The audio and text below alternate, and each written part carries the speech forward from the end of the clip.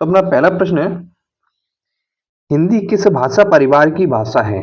जो हिंदी है वह किस भाषा परिवार की भाषा है? तो यह एक भारोपीय भारोपीय भाषा परिवार से आती है। किसी भारोपीय, भारत और यूरोप की जो मिश्रित भाषा है उसे हम भारोपीय भाषा परिवार कहते हैं और इस जिससे हमारी हिंदी आती है। उसके बाद अपना अगला प्रश्न है, आप लोगों को बताना है जो द्रविड़ भाषा परिवार है यह किस क्षेत्र से संबंधित है? यह किस क्षेत्र से संबंधित है? भारत में सर्वाधिक बोले जाने वाली भाषा कौन सी है? तो अपना दूसरा प्रश्न है वो है, भारत में सर्वाधिक भाषा बोलने जाने वाली भाषा कौन सी है? तो वह भी हमारी हिंदी है। कौन सी है? हिंदी है। क्योंकि जो आपको पता है जो उत्तर भारत का इलाका है वो सारे ज्यादातर सब लोग वहाँ पर हिंदी भाषा ही बोलते हैं। वहीं आपका अगला प्रश्न है, हिंदी भाषा का जन्म हुआ है, तो हिंदी भाषा का जो जन्म है वो कहाँ से हुआ है? तो वो अपभ्रंश से हुआ है। आप लोगों का इसका सही क्रम कमेंट में छापना है। इसका सही क्रम कमेंट में छापना है। बढ़ते हैं अगले प्रश्न की ओर। जो अपना अगला प्रश्न है कि निम्नलिखित में से कौन सी बोली अथवा भाषा हिंदी के अंतर्गत नहीं आती है? तो कौन सी भाषा है जो हिंदी के अंतर्गत नहीं आती? तो वो हमारी तेलुगु। तेलुगु भाषा हिंदी के अंतर्गत नहीं आती, जबकि अवधी, बांगरू और कन्नौजी यह तीनों की तीनों भाषाएं हमारी हिंदी के अंतर्गत आती हैं।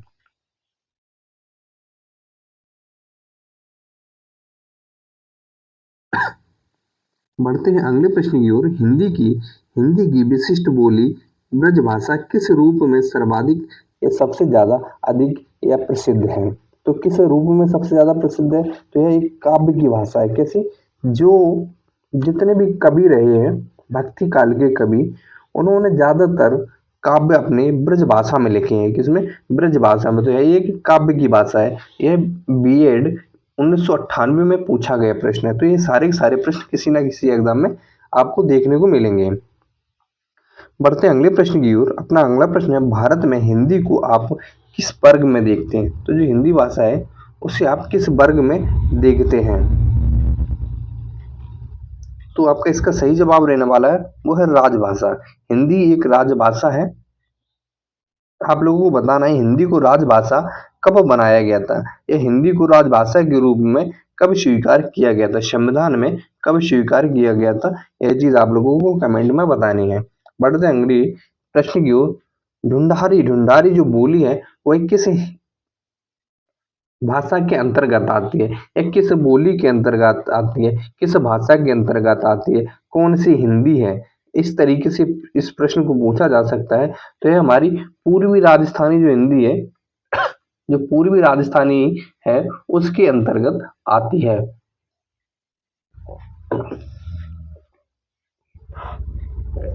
वहीं आपसे पूछ लिया जाए, वज्र बोली नाम से जानी जाती है। जो वज्र बोली है इस नाम से कौन सी भाषा जानी जाती है? तो पुरानी जो बांग्ला भाषा है उसे इस नाम से जाना जाता था, उसे इस नाम से जाना जाता था।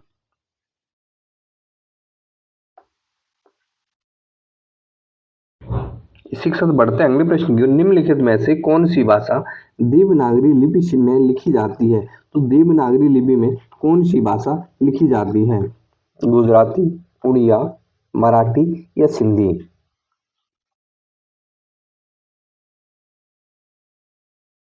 तो कौन सी भाषा है जो देवनागरी में लिखी जाती है? वो है हमारी मराठी भाषा। ये एसआई 2002 में पूछा गया प्रश्न है।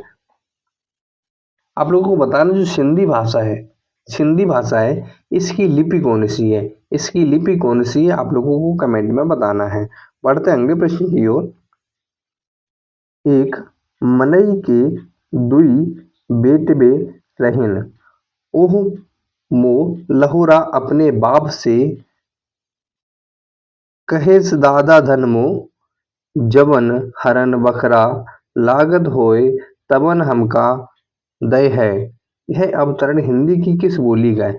यह जो भाषा है यह किस बोली का है आपसे पूछा जा रहा है। तो आप लोगों को पता है एक अवधि भाषा है। कौन सी? यह एक अवधि भाषा है। यह अवधि भाषा की पंक्ति है। आप लोगों को बताना है ये किस कवि की पंक्ति है, ये किस कवि के द्वारा लिखी गई पंक्ति आपको कमेंट में बताना है।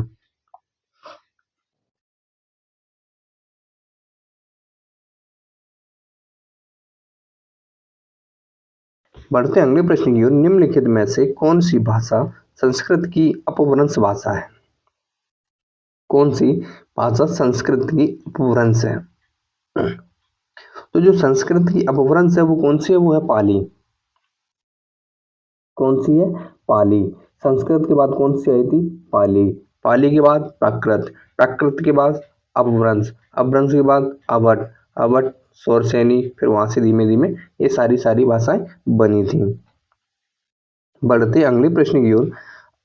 अधिकतर भारतीय भाषाओं का विकास किस लिपि में हुआ है? जो हमारी भाषाएं हैं, भारतीय भाषाएं हैं, उनका विकास किस लिपि में हुआ है? तो यही आपसे पूछा जाए सबसे ज्यादा महत्वपूर्ण लिपि है वो है हमारी ब्राह्मी लिपि। कौन सी है? ब्राह्मी लिपि।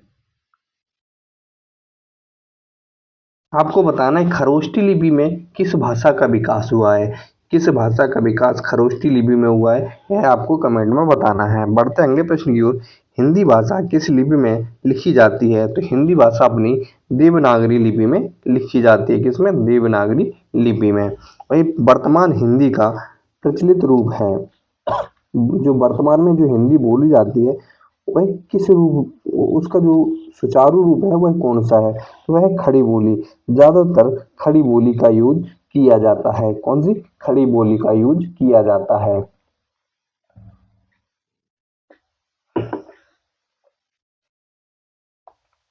चलते हैं अगले प्रश्न की ओर।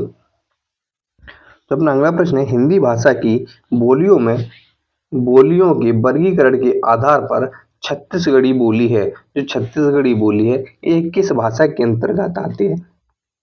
पूर्वी हिंदी, पश्चिमी हिंदी, पहाड़ी हिंदी या राजस्थानी हिंदी? तो ये किस भाषा के अंतर्गत आएगी? तो यह आएगी हमारी पूर्वी हिंदी के। पूर्वी हिंदी में कौन कौन सी और अन्य भाषाएं आती हैं, यह आपको कमेंट बॉक्स में बताना है। यह आपको कमेंट बॉक्स में बताना है। निम्नलिखित में से कौन सी पश्चिमी हिंदी की बोली नहीं है? तो पश्चिमी हिंदी की बोली कौन सी नहीं है?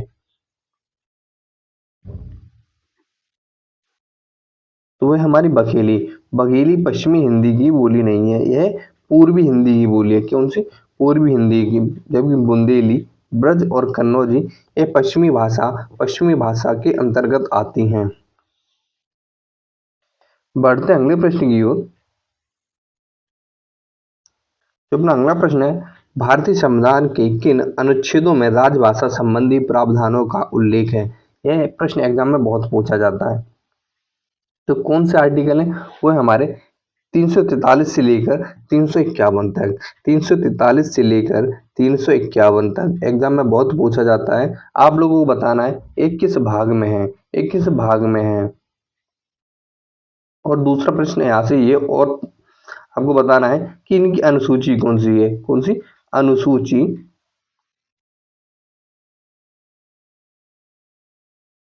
8 के अंतर्गत आती हैं हमारी भारतीय भाषाएं।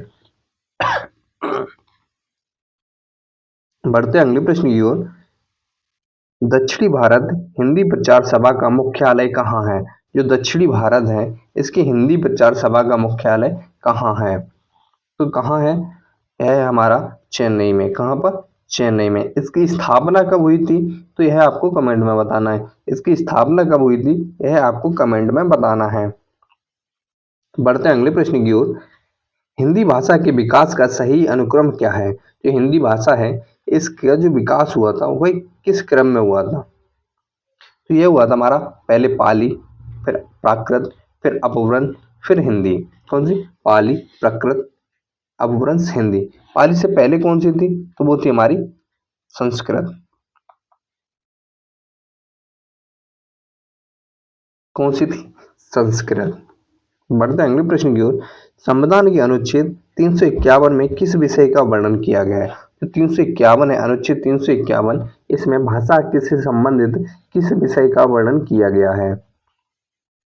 तो किया गया हिंदी के विकास हेतु निर्देश। हिंदी के विकास हेतु निर्देश। बढ़ते अगले प्रश्न की ओर। जो ब्रज भाषा है वह कौन सी भाषा है? वह किस हिंदी के अंतर्गत आती है? जो ब्रज भाषा है वह किस हिंदी के अंतर्गत आती है? तो आती है हमारी पश्चिमी हिंदी। पश्चिमी हिंदी के अंतर्गत कौन कौन सी और अन्य भाषाएं आती हैं? यह आप लोगों को कमेंट बॉक्स में बताना है। बढ़ते हैं अगले प्रश्न की ओर। मगही मगही किस उपभाषा की बोली है? जो मगही है वो हमारी किस भाषा की उपबोली है? तो ये हमारी बिहारी भाषा की उपबोली। कौन सी? बिहारी भाषा की उपबोली है। हिंदी खड़ी बोली हिंदी खड़ी बोली किस अपभ्रंश से विकसित हुई है? अगर बात की जाए खड़ी बोली की, तो जो हमारी खड़ी बोली आई है वो आई है हमारी सौर सैनी अपभ्रंश से। किससे? सौर सैनी अपभ्रंश से।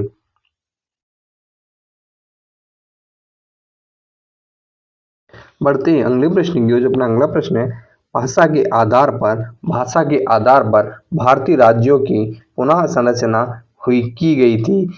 तो जो भाषा के आधार पर जो राज्य बने थे वो पहली बार कब बने थे? तो इसकी शुरुआत कब से हुई थी, यह आप लोगों को बताना है। तो कब से हुई थी? यह हुई थी 1956 ईस्वी में। 1956 ईस्वी में किस समिति के द्वारा की गई थी? किस समिति के द्वारा की गई थी, यह चीज आप लोगों को कमेंट बॉक्स में बताना है। बढ़ते हैं अगले प्रश्न की ओर। जो अपना अगला प्रश्न है, भाषाई आधार पर सर्वप्रथम किस राज्य का गठन किया गया था? तो वो किया गया था हमारा आंध्र प्रदेश को। आंध्र प्रदेश की राजधानी क्या है? आंध्र प्रदेश की राजधानी क्या है?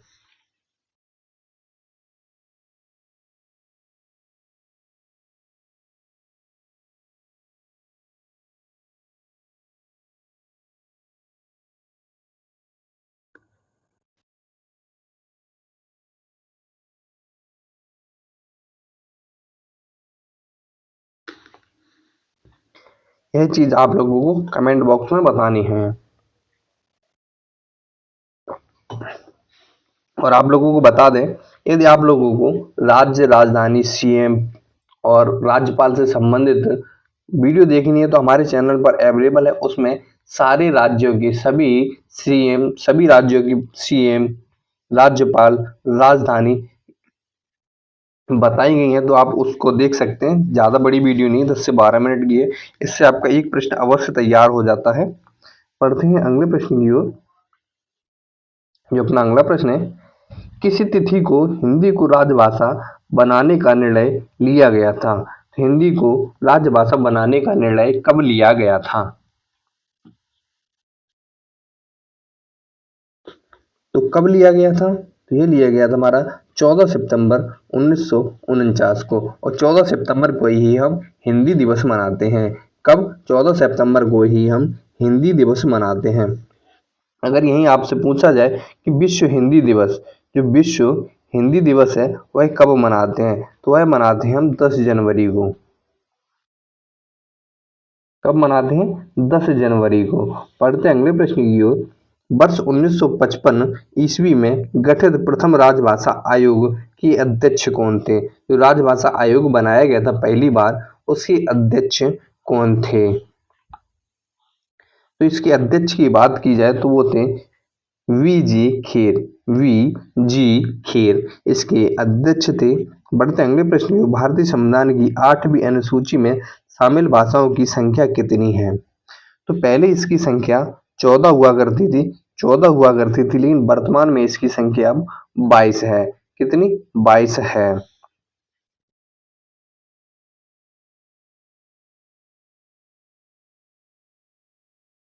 धीमे धीमे संविधान संशोधन कर करके इसमें 8 भाषाओं को जोड़ा गया है। ठीक है। बढ़ते हैं अगले प्रश्न की ओर। अपना अगला प्रश्न है, हिंदी की आदि जननी कौन सी है? एग्जाम में बहुत पूछा जाता है, हिंदी की आदि जननी कौन सी है? तो वो है संस्कृत। कौन सी है? संस्कृत। बढ़ते हैं अगले प्रश्न की ओर। 11वां विश्व सम्मेलन हिंदी सम्मेलन का आयोजन स्थल कहाँ था, या आयोजन कहाँ हुआ था? तो वो हुआ था हमारा लंदन में, या मॉरिशस में, या न्यूयॉर्क में। तो वह कहाँ हुआ था? हुआ था हमारा मॉरिशस में। कहाँ पर? मॉरिशस। निम्नलिखित में से कौन भारोपीय परिवार की भाषा नहीं है? भारोपीय परिवार की भाषा नहीं है, कौन सी है? तो वह हमारी मलयालम, हिंदी, गुजराती, या फिर मराठी। कौन सी है? मलयालम। मलयालम हमारी भारोपीय भाषा परिवार की नहीं है, यह द्रविड़ भाषा परिवार की बोली है। किसकी? द्रविड़ भाषा परिवार की बोली है। हिंदी दिवस कब मनाया जाता है?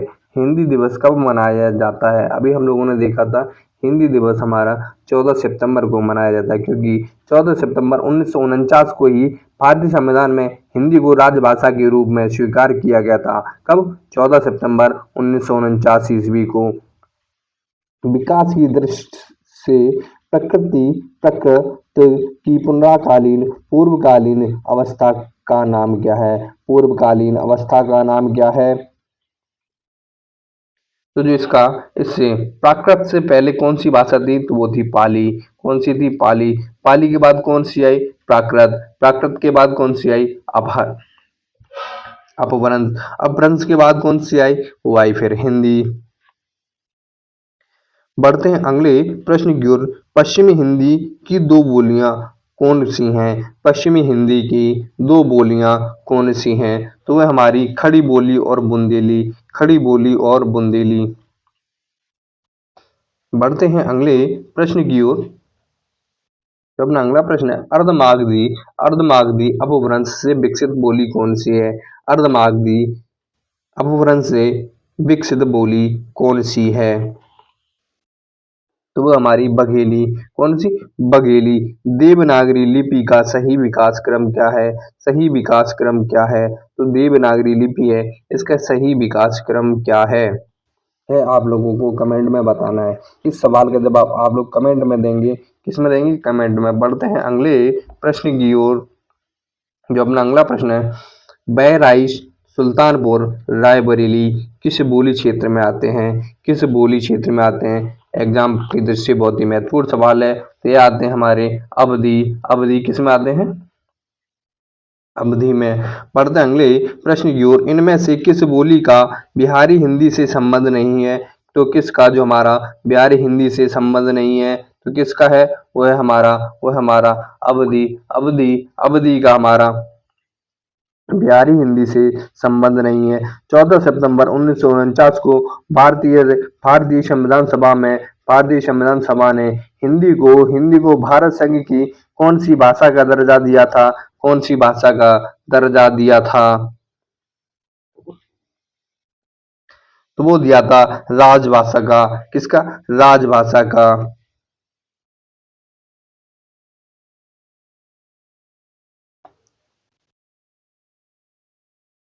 विभाषी किसे कहते हैं? विभाषी किसे कहते हैं? एग्जाम में पूछा जाने वाला प्रश्न है। हिंदी क्षेत्र की प्रमुख बोलियों को हम विभाषीय कहते हैं। क्या? हिंदी की प्रमुख बोलियों को हम विभाषीय कहते हैं। विश्व हिंदी दिवस कब मनाया जाता है? तो विश्व हिंदी दिवस मनाया जाता है 10 जनवरी को। कब मनाया जाता है? 10 जनवरी को। पर्दे ईशा अल्लाह खां द्वारा रचित रानी केतकी की कहानी का ही दूसरा नाम है दूसरा नाम क्या है? दूसरा नाम क्या है? रानी केतकी की कहानी का जो दूसरा नाम है वो क्या है? वो है उदयभान चरित्र। उदयभान चरित्र। बढ़ते हैं अगले प्रश्न की ओर। 1950 ईस्वी में संविधान लागू होने के समय देश की संवैधानिक भाषाओं की संख्या कितनी थी? अभी हमने डिस्कस किया था 14। कितनी थी? 14।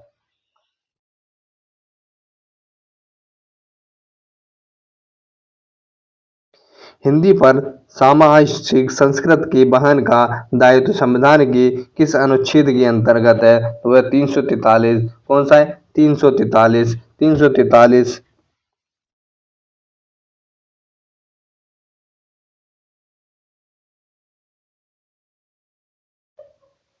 343 या 348 या 349 या 351। तो आपका जो सही जवाब रहने वाला है वो है 351। कौन सा? 351। बढ़ते हैं अगले प्रश्न की ओर। जो अपना अगला प्रश्न है वर्ष 2022 में हिंदी को 5 अन्य भाषाओं के साथ यूएनओ में किस भाषा के रूप में मान्यता दी गई है? तो किस भाषा के रूप में मान्यता दी गई है? करंट का क्वेश्चन है, एग्जाम में पूछा जा सकता है।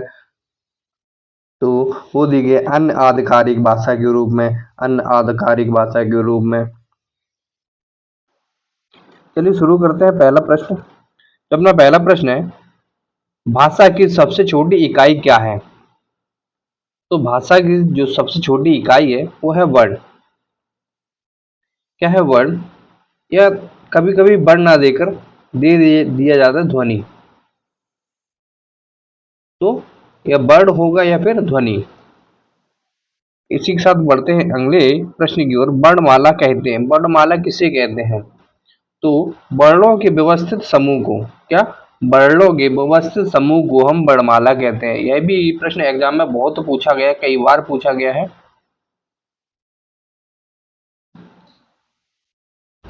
आपका अगला प्रश्न, निम्न में से कंठ ध्वनियां कौन सी हैं?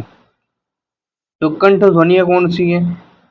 का, खा, गा, घा या रा, ला, वा, कौन सी ध्वनियां कंठ ध्वनियां हैं? आपको पता है जो हमारी वर्णमाला है वो मुख्यतः दो भागों में बटी हुई है। कौन कौन सी? स्वर तथा व्यंजन। व्यंजन जो होते हैं वो हमारे 33 होते हैं और जो स्वर होते हैं हमारे 10 होते हैं। अगर कुल व्यंजनों की बात की जाए तो ये एग्जाम में जो आते हैं, सही जवाब आपका रहेगा 52 व्यंजन होते हैं। इनसे भी प्रश्न एग्जाम में देखने को मिलता है, तो आप लोग ये चीज भी ध्यान दे दीजिएगा। ऐसे पूछा गया कंठ ध्वनियां। जो हमारा का वर्ग होता है, का वर्ग होता है वह सारी की सारी ध्वनियां हमारी कंठ मतलब कंठ ध्वनियों के अंतर्गत आती हैं। इसके कंठ ध्वनियों के अंतर्गत आती हैं। तो आपका सही जवाब होगा का और खा। बढ़ते अगले प्रश्न की ओर। स्थान के आधार पर बताइए कि मूर्धन्य व्यंजन कौन से हैं। मूर्धन्य व्यंजन कौन से हैं, यह चीज आपको बताना है। अगर मूर्धन्य व्यंजनों की बात की जाए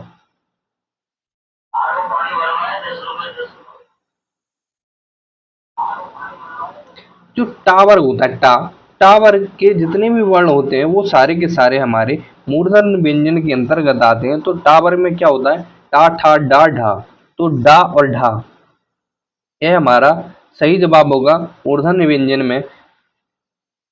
इसके अलावा कौन सा व्यंजन बचता है जो हमारा मूर्धन्य व्यंजन के अंतर्गत आता है? बढ़ते अगले प्रश्न की ओर। निम्न में से अल्प प्राण कौन सा है? निम्न में से अल्प प्राण कौन सा है? तो अल्प प्राण कौन सा है? वो है हमारा का और गा। का और गा किसी वर्ग का पहला तीसरा और पांचवा वर्ण अल्प प्राण कहलाता है। वहीं अगर दूसरे और चौथे की बात की जाए तो वह महाप्राण कहलाता है। किसी भी वर्ण का पहला, तीसरा और पांचवा वर्ण अल्प प्राण कहलाता है और वहीं दूसरा और चौथा वर्ण महाप्राण कहलाता है। क्या? महाप्राण। इसी के साथ बढ़ते हैं अगले प्रश्न की ओर। निम्न में से नासिक व्यंजन कौन सा है? नासिक व्यंजन प्रत्येक वर्ग का पंचम अक्षर होता है, वह नासिक व्यंजन के अंतर्गत आता है। पांचवा जो अक्षर होता है प्रत्येक वर्ग का पांचवा अक्षर नासिक व्यंजन आता है। तो इसमें पांचवा अक्षर कौन सा है? वो है हमारा जा, चूली वाली या, ज्या। बढ़ते अगले प्रश्न की ओर। ए आई वर्ड क्या कहलाते हैं? ए और आई है, ये क्या कहलाते हैं या ये किस प्रकार की ध्वनियों के अंतर्गत आते हैं? तो इनकी बात की जाए तो ये आते हैं हमारे मूर्धन्य। किसमें? मूर्धन्य में। बढ़ते अगले प्रश्न की ओर। हिंदी वर्णमाला में अयोग बहा वर्ण कौन से हैं? हिंदी वर्णमाला में अयोग बहा वर्ण कौन से हैं? अयोग बहा की बात की जाए तो अयोग बहा हमारे कौन से होते हैं? अंग और आहा होते हैं, वो हमारे अयोग बहा के अंतर्गत आते हैं। कौन से? अयोग बहा के अंतर्गत आते हैं।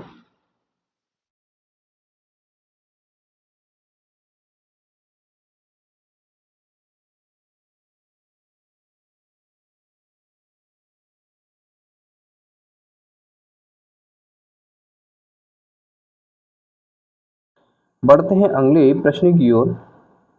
निम्न में बताइए कि किस शब्द में द्वित्व व्यंजन है? निम्न में से बताइए किस में द्वित्व व्यंजन है?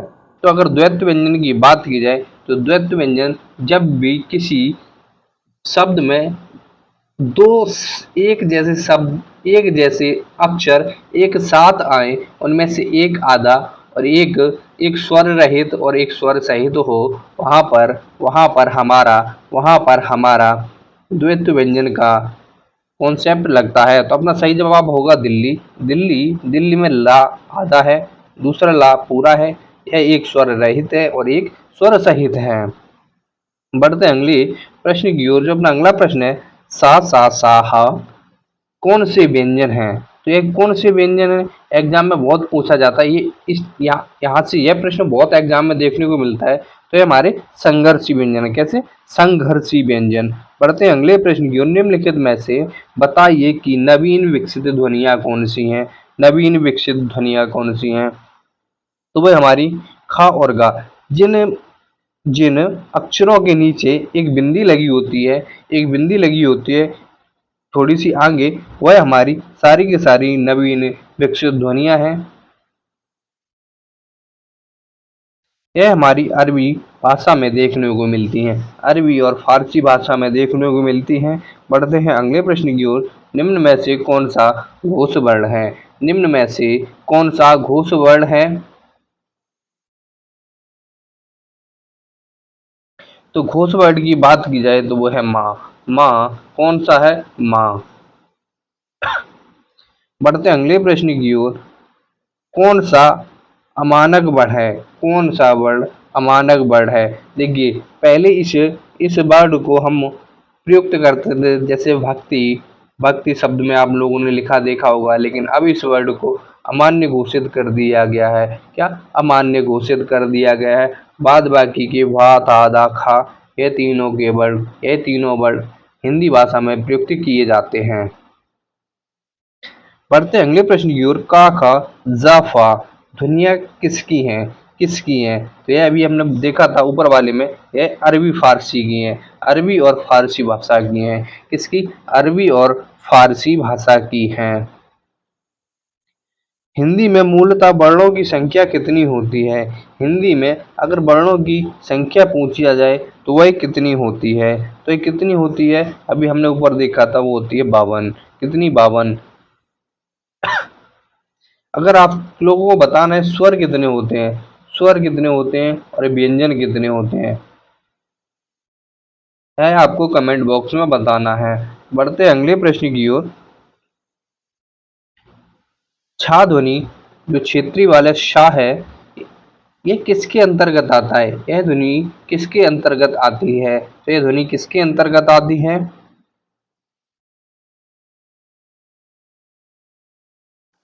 तो यह आती है हमारी संयुक्त वर्ण के। क्या? संयुक्त वर्ण के।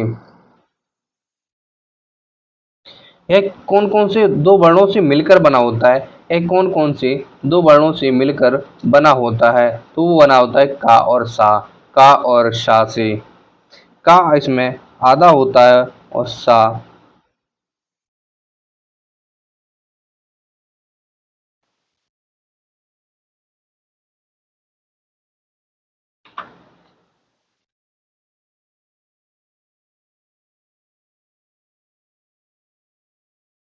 इन दो वर्णों से मिलकर बना होता है।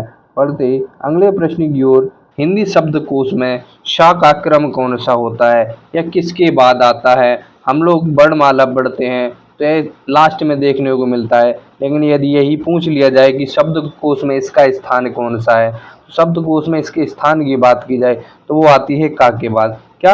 का के बाद इसका स्थान आता है। ज्ञा वर्ण किन वर्णों के सहयोग से बनता है? यहाँ एक संयुक्त व्यंजन है और यह हमारा जा और जा के मेल से बनता है। जा और जा के मेल से बनता है। अघोष वर्ण कौन सा है? आप लोगों से पूछा जा रहा है अघोष वर्ण कौन सा है। इसका प्रश्न आपको कमेंट बॉक्स में देना है। इस प्रश्न का जवाब आपको कमेंट बॉक्स में बताना है। बढ़ते हैं अगले प्रश्न की ओर। जो अपना अगला प्रश्न है, घा का उच्चारण स्थान कौन सा है? जो अपना घा है, घा का उच्चारण स्थान कौन सा है? कौन सा है?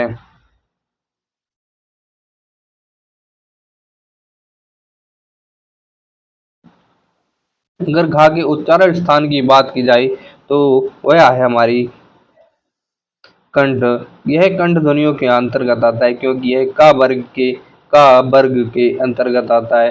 का खा गा घा इंग्या, का खा गा घा इंग्या।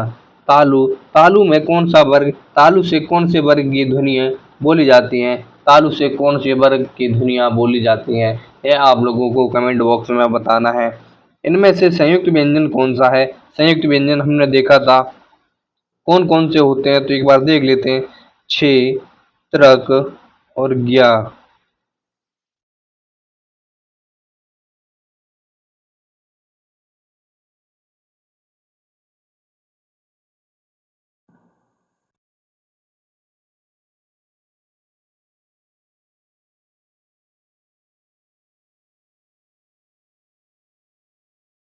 कौन सा है वो हमारा ज्ञान, कौन सा है ज्ञान। पढ़ते हैं अगले प्रश्न की ओर। निम्नलिखित में से कौन सा वर्ण उच्चारण की दृष्टि से दंत नहीं है, कौन सा वर्ग दंत नहीं है, तो दंत से कौन सी ध्वनियाँ बोली जाती हैं, दंत मतलब दांतों से कौन सी ध्वनियाँ बोली जाती हैं।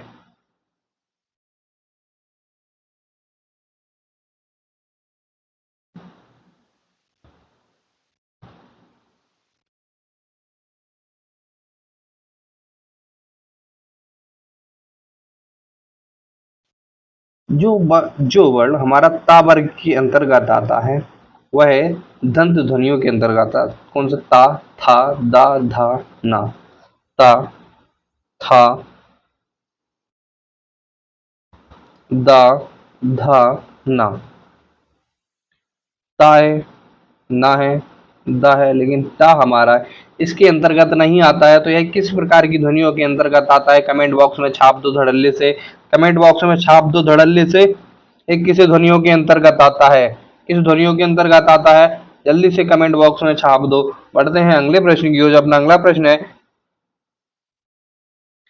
जिन शब्दों के अंत में आ आता है उन्हें क्या कहते हैं, उन्हें क्या कहते हैं, उन्हें क्या कहते हैं। जिन शब्दों के अंत में आ आता है, छोटा आ आता है, उन्हें हम क्या कहते हैं, उन्हें हम क्या कहते हैं, उन्हें हम कहते हैं अकारांत। छोटा आ आता है तो उन्हें हम कहते हैं अकारांत। यदि वहीं पर बड़ा आ जाए तो उसको हम कहते हैं आकारांत। क्या कहते हैं, आकारांत। अगर वहीं पर छोटी ई आ जाए तो उसको हम कहते हैं ईकारांत, और बड़ी ई आ जाए तो बोलते हैं हम उसे ईकारांत। क्या, ईकारांत। जो हमारा छह छतरी वाला वर्ड है, ये किसके योग से बनता है, तो एक का और सा के योग से बनता है। किसके, का और सा के योग से बनता है, का और सा के योग से बनता है।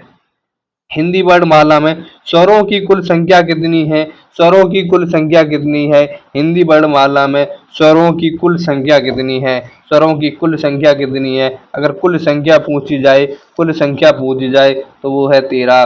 कौन सी, 13। यदि पूछा जाए हिंदी वर्णमाला में मूल स्वर कितने हैं, मूल स्वर हैं हमारे 10। कितने, 10।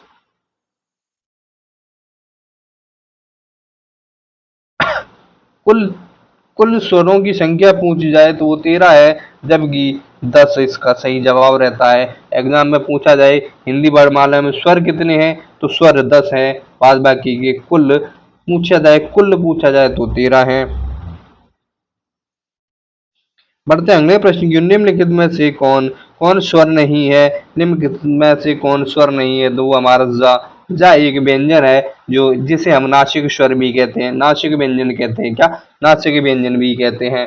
बढ़ते हैं अगले प्रश्न की ओर। जो अपना अगला प्रश्न है, निम्नलिखित में से कौन टा वर्ग नहीं है, निम्नलिखित में से कौन टा वर्ग नहीं है, निम्नलिखित में से कौन सा टा वर्ग के अंतर्गत नहीं आता है, तो वो है हमारा घा।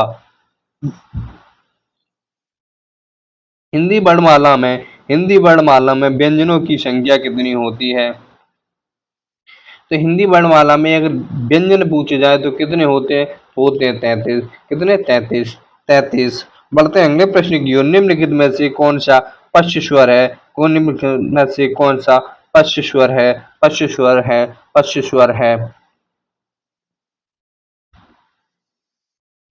तो वो है हमारा आ। क्या है, आ। अगर आप लोगों से पूछा जाए मध्य स्वर कौन सा होता है, मध्य स्वर कौन सा होता है? तो वो होता है छोटा आ, छोटा आ। बढ़ते हैं अगले प्रश्न की ओर। जब अगला प्रश्न है, निम्नलिखित में से अयुग्वाह हैं, अयुग्वाह होते हैं, अयुग्वाह क्या होते हैं? तो वो क्या होते हैं? वो होते हैं विसर्ग। क्या होते हैं? विसर्ग। क्या होते हैं? विसर्ग होते हैं, विसर्ग होते हैं।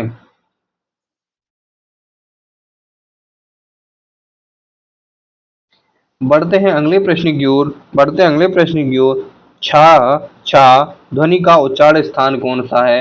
छा ध्वनि का उच्चारण स्थान कौन सा है? कौन सा है? कौन सा है? बताइए जल्दी से कमेंट बॉक्स में छाप दीजिए। पढ़ते हैं हम लोग अगले प्रश्न की ओर। निम्नलिखित में से कौन सा एक संयुक्त व्यंजन नहीं है? तो संयुक्त व्यंजन में से कौन सा नहीं है? तो वह हमारा सा। सा एक संयुक्त व्यंजन नहीं है, बल्कि त्रा, ज्ञा और छा, यह त्रा, ज्ञा और छाछत ये वाला, यह तीनों के तीनों व्यंजन संयुक्त स्वर के अंतर्गत आते हैं, संयुक्त स्वर के अंतर्गत आते हैं। आप लोगों को बताना है जो त्रा है वह किन किन दो वर्णों से मिलकर बनता है? किन किन दो वर्णों से मिलकर बनता है? तालव्य व्यंजन कौन से हैं? तालव्य व्यंजन कौन से हैं? कमेंट बॉक्स में छाप दो। टा जो टा वर्ग के अंतर्गत आते हैं, वो जो टा वर्ग के अंतर्गत आते हैं, वो सारे के सारे वर्ण हमारे, सारे के सारे वर्ण हमारे, सारे के सारे वर्ण हमारे तालव्य व्यंजन कहलाते हैं। क्या? तालव्य व्यंजन कहलाते हैं। बढ़ते हैं अगले प्रश्न की ओर।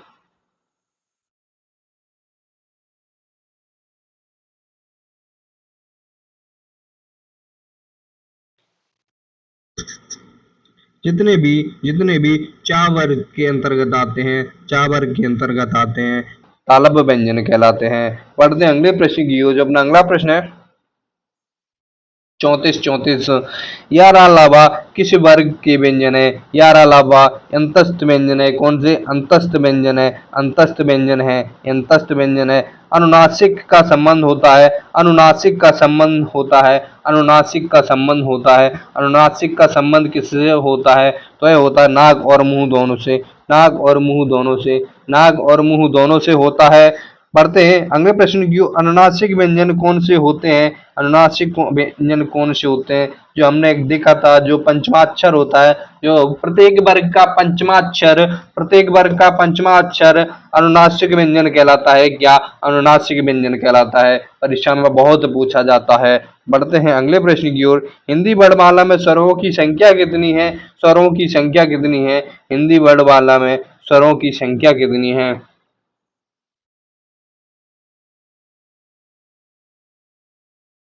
तो स्वरों की संख्या कितनी है? वो है 11। कितनी? 11, 11, 11। अब देखो, ना तो इसमें 10 दिया गया है और ना ही 13 दिया गया है, ना ही 13 दिया गया है। तो अब हम कितनी मानेंगे? मानेंगे 11, क्योंकि इनमें से हमने विसर्ग को हटा दिया गया है, हटा दिया है, हटा दिया है, और रा वाला स्रा वाला रा जोड़ लिया है। बढ़ते हैं अगले प्रश्न की ओर, बढ़ते हैं अगले प्रश्न की ओर। जब ना अगला प्रश्न है कंठोष्ठ ध्वनिया, कंठोष्ठ ध्वनि का उदाहरण है, कंठोष्ठ ध्वनि का उदाहरण कौन सा है? कंठोष्ठ ध्वनि का उदाहरण कौन सा है? तो उदाहरण कौन सा है? वो है हमारा औ, औ, औ। जबकि का हमारा कंठ ध्वनियों के अंतर्गत आता है, का हमारा कंठ ध्वनियों के अंतर्गत आता है। भाषा निर्माण की इकाई का सही युग्म, सही अनुक्रम क्या है? भाषा निर्माण की इकाइयों का सही युग्म क्या है? तो पहले आती है ध्वनि, ध्वनि या वर्ण, ध्वनि या वर्ण, फिर आते शब्द, फिर पद, पदबंध और वाक्य, पदबंध और वाक्य, वाक्य के बाद काव्य, सॉरी।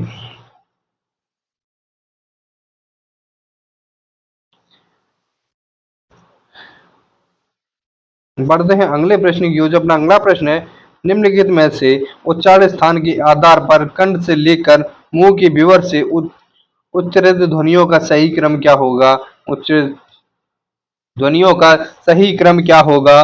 सही क्रम क्या होगा? तो वो होगा हमारा कंठ, कंठ के बाद तालब, तालब के बाद वर्तस्य, फिर दंत और ओठ, ओठ, ओठ। वर्तस्य या मूर्धन्य, इसको हम मूर्धा भी कहते हैं। क्या? इसको हम मूर्धा भी कहते हैं। बढ़ते हैं अगले प्रश्न की ओर। तो अपना सही जवाब यही रहने वाला है।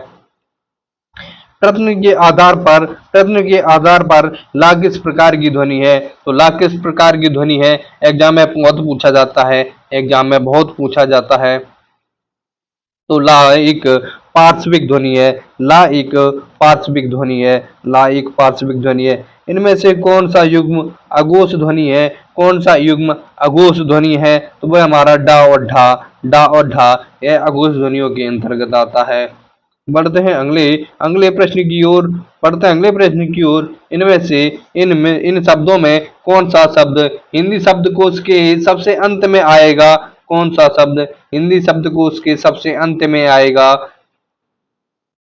तो कौन सा शब्द है जो शब्दकोश के अंत में आने वाला है, तो वह हमारा क्लीव, क्या है, क्लीव, क्लीव, क्लीव।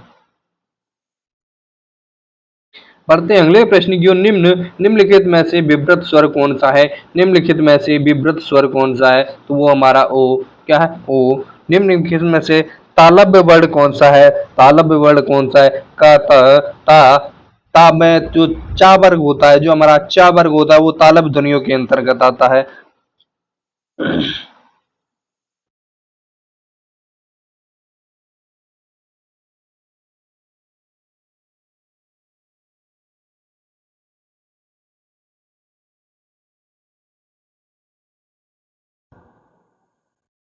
तो आपका सही जवाब क्या रहने वाला है, पहला और चौथा, ऑप्शन नंबर डी, पहला और चौथा। ता अलग वर्ग है और टा ये दोनों अलग अलग वर्गों के अंतर्गत आते हैं। पढ़ते हैं अगले प्रश्न की ओर। निम्नलिखित में से कौन सा वर्ण तालव्य नहीं है, तो कौन सा वर्ण है हमारा जो तालव्य नहीं है, तो तालव्य हमारा का यह कंठ ध्वनियों के अंतर्गत आता है, तो यह हमारा तालव्य नहीं होगा। पढ़ते हैं अगले अगले प्रश्न की ओर। तो अपना अगला प्रश्न है, हिंदी में अनुनासिक व्यंजन की संख्या कितनी होती है, अनुनासिक व्यंजन की संख्या कितनी होती है, जो अनुनासिक व्यंजन होते हैं वह कितने होते हैं, तो वह होते हैं हमारे 5। कितने होते हैं, 5। से होने वाले विकार को क्या कहते हैं, जो दो वर्ण होते हैं उनके मेल से जो विकार उत्पन्न होता है उसे हम क्या कहते हैं, तो उसे हम कहते हैं संधि। यह संधि की परिभाषा थी। इसी के साथ बढ़ते हैं अगले प्रश्न की ओर। संधि कितने प्रकार की होती है, संधि कितने प्रकार की होती है, संधि मुख्यतः 3 प्रकार की होती है।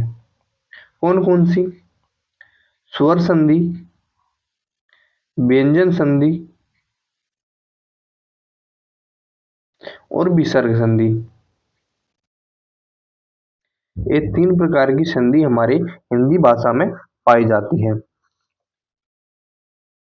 स्वर्ग संधि के भी भेद होते हैं, वह आप लोगों को कितने होते हैं यह आपको कमेंट बॉक्स में बताना है। बढ़ते हैं अगले प्रश्न की ओर।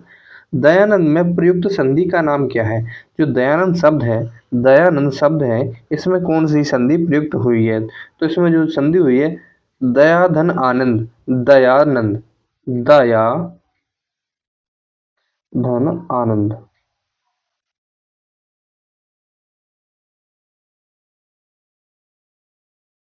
तो यहाँ से कौन सा शब्द आया है, यहाँ से बड़ा आया है, प्लस बड़ा आ। तो यहाँ से हमें पता चलता है यहाँ पर हमारी दीर्घ संधि है, कौन सी, दीर्घ संधि। स्वर संधि की दीर्घ संधि, दोनों अक्षर बड़े आए हैं, तो यहाँ पर कौन सी संधि हुई, हमारी दीर्घ संधि।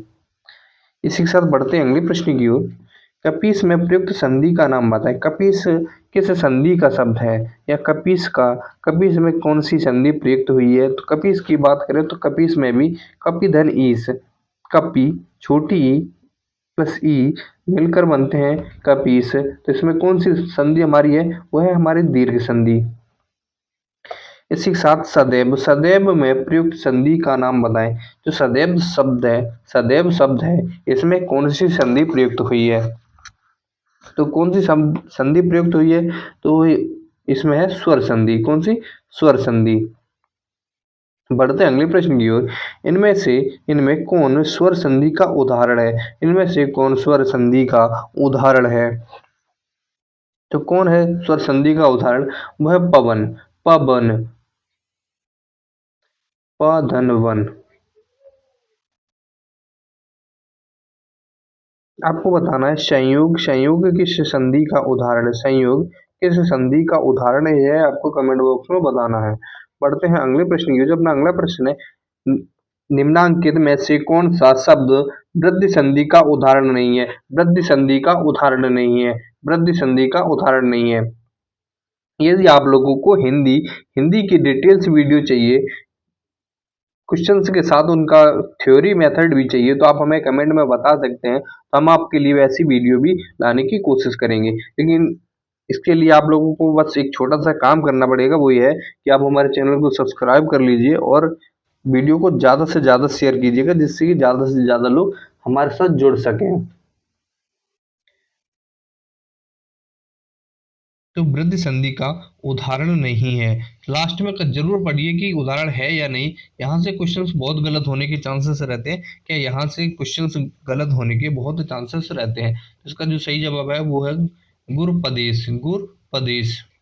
पढ़ते हैं अगले प्रश्न। निम्न में से दीर्घ संधि युक्त पद कौन सा है। दीर्घ संधि युक्त पद कौन सा है, तो वो है दैत्यारी। दैत्यारी। दैत्यारी। पढ़ते हैं अगले प्रश्न की ओर। जो अपना अगला प्रश्न है, पवित्र पवित्र पवित्र में प्रयुक्त संधि का नाम बताएं। पवित्र में प्रयुक्त संधि का नाम बताएं। पवित्र में कौन सी संधि प्रयुक्त हुई है, तो कौन सी संधि प्रयुक्त हुई है, तो हुई है अयादी। कौन सी? अयादी। अयादी। बढ़ते अगले प्रश्न की। इत्यादि का सही संधि विच्छेद क्या है। इत्यादि का सही संधि विच्छेद क्या है। इति धन आदि। इति धन आदि। इति धन आदि किसमें है? इति धन आदि, तो है इति धन आदि। बढ़ते अगले प्रश्न की। निरर्थक का सही संधि विच्छेद क्या है। निरर्थक का सही संधि विच्छेद क्या है। निधन अर्थक। निधन अर्थक। निधन अर्थक। निधन अर्थक। यह हमारा विसर्ग संधि का उदाहरण है। विसर्ग संधि का उदाहरण है। बढ़ते अगले प्रश्न की ओर। धरेश का सही धरेश का सही संधि विच्छेद क्या होगा। संधि विच्छेद क्या होगा। अगर बात की जाए धरेश की, तो धराधन ईश। धराधन ईश। धराधन ईश। यह हमारा दीर्घ संधि का उदाहरण है। किसका? दीर्घ संधि का उदाहरण है। बढ़ते अगले प्रश्न क्वेश्चंस की ओर। जब अपना अगला प्रश्न है, निराशा का सही संधि विच्छेद क्या होगा। निराशा का सही संधि विच्छेद क्या होगा, तो निराशा जो शब्द है इसका सही संधि विच्छेद क्या रहने वाला है, वह निहिधन आशा। निहिधन आशा। निहिधन आशा अर्थात विसर्ग संधि का उदाहरण हुआ। अर्थात विसर्ग संधि का उदाहरण हुआ। पढ़ते हैं अगले प्रश्न की ओर। महोष्ण। महोष्ण का सही संधि विच्छेद क्या होगा। महोष्ण का जो सही संधि विच्छेद होगा, महाधन उष्ण। महाधन उष्ण। महाधन उष्ण। इसी के क्रम में बढ़ते हैं अगले प्रश्न की ओर।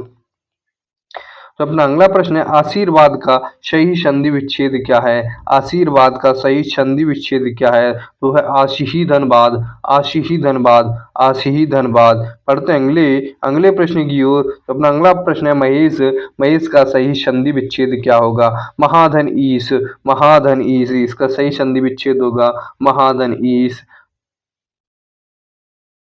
आधन ई। आधन ई। आधन ई मिलकर बनते हैं ए। क्या बनते हैं? ए। क्या बनते हैं? ए। बढ़ते हैं अगले प्रश्न की ओर। जो अपना अगला प्रश्न है, सम्मति का सही संधि विच्छेद क्या होगा। सम्मति का सही संधि विच्छेद क्या होगा, होगा सत्य धनमती। सत्य धनमती। रेलवे 1997 में पूछा गया था। रेलवे में पूछा गया प्रश्न है। रेलवे में पूछा गया प्रश्न है। अन्वय। अन्वय का सही संधि विच्छेद क्या होगा। अन्वय का सही संधि विच्छेद क्या होगा, तो वो होगा अनुधन अय। अनुधन अय। अनुधन अय। इसका सही संधि विच्छेद रहने वाला है परोपकार। परोपकार में प्रयुक्त संधि का नाम बताएं। परोपकार में प्रयुक्त संधि का नाम बताएं। परोपकार में कौन सी संधि है, तो परोपकार में हमारी गुण संधि है। कौन सी संधि है? गुण संधि है। आप लोगों को कमेंट में बताना है कि गुण संधि की पहचान क्या होती है। गुण संधि की पहचान क्या होती है। निम्नांकित में से कौन सा शब्द स्वर संधि का उदाहरण है। कौन सा शब्द स्वर संधि का उदाहरण है। कौन सा शब्द, तो है मान्यवंतर। मान्यवंतर। मनवंतर। मनवंतर संधि विच्छेद संधि का उच्चारण। निश्चल का सही संधि विच्छेद क्या होगा। अगर बात की जाए निश्चल की, तो इसका जो होगा निहिधन चल। जो ना चल सके, जो ना चल सके उसे हम निश्चल कहते हैं। निश्चल कहते हैं। निम्नलिखित शब्दों में किसके किसमें विसर्ग संधि है, तो किसमें हमारी विसर्ग संधि है, निश्चल। अभी हमने देखा निश्चल, निश्चल विसर्ग संधि, तो निश्चल, निश्चल ही हमारा विसर्ग संधि का उदाहरण होगा।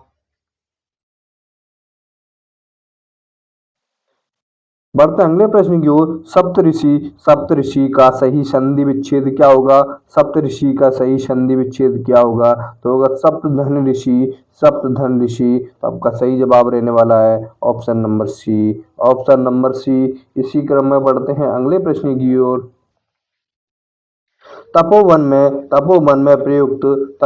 प्रयुक्त संधि का संधि कौन सी है? तपोवन में प्रयुक्त संधि कौन सी है? तो इसमें कौन सी संधि है तपोवन में? तो तपोवन में हमारी हमारी विसर्ग संधि है, विसर्ग संधि है। इसका संधि विच्छेद क्या होगा? तब तपधन, तपधन ओवन, तपधन ओवन, तपोधन बन, तपोधन बन, तपोधन इसका सही संधि विच्छेद रहने वाला है। पढ़ते हैं अगले प्रश्न की ओर। स्वागत में प्रयुक्त संधि का नाम क्या होगा? स्वागत में प्रयुक्त संधि का नाम क्या होगा? अगर बात की जाए स्वागत की, स्वागत, स्वागत में यड़ संधि होगी। कौन सी? यड़, यड़ संधि रहने वाली है इसमें। दिगंबर में प्रयुक्त संधि का नाम क्या होगा? दिगंबर में प्रयुक्त संधि का नाम क्या होगा? तो अगर बात की जाए दिगंबर की, तो दिगंबर में जो प्रयुक्त संधि है वो हमारी कौन सी रहने वाली है? वो है व्यंजन संधि, व्यंजन संधि। दिग्धन अंबर, दिग्धन अंबर, दिग्धन अंबर। इसका संधि विच्छेद क्या रहने वाला है? वो है दिक, दिक धन अंबर।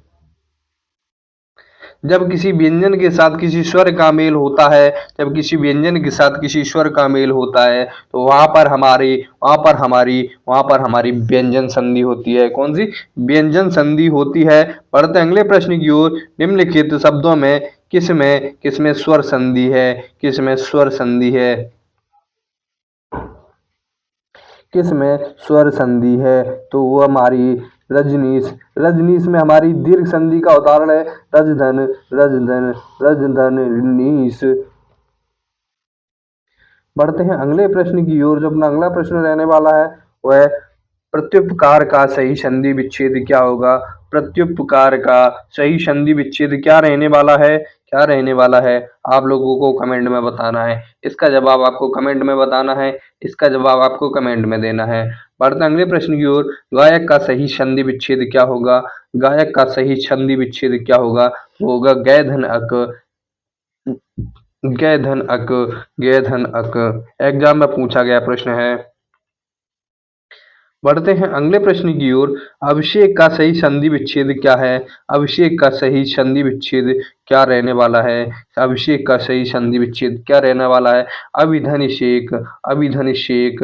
बढ़ते हैं अगले प्रश्न की ओर। यद्यपि में प्रयुक्त संधि का नाम बताएं। यद्यपि में कौन सी संधि प्रयुक्त हुई है? तो यद्यपि में हमारी यड़ संधि प्रयुक्त हुई है। कौन सी? यड़ संधि प्रयुक्त हुई है। कौन सी? यड़ संधि प्रयुक्त हुई है। बढ़ते हैं अगले प्रश्न की ओर। तो अपना अगला प्रश्न है। निम्नलिखित शब्दों में से किसमें स्वर संधि है? किसमें स्वर संधि है? तो किसमें स्वर संधि है? तो किसमें है? महाधन उदयी, महोदयी, महोदयी में स्वर संधि है। बढ़ते पवित्र का सही संधि विच्छेद क्या रहने वाला है? पवित्र का जो सही संधि विच्छेद रहने वाला है पौधन इत्र, पौधन इत्र, पौधन इत्र पवित्र कहलाता है, पवित्र कहलाता है। मनोयोग, मनोयोग का सही संधि विच्छेद क्या रहने वाला है?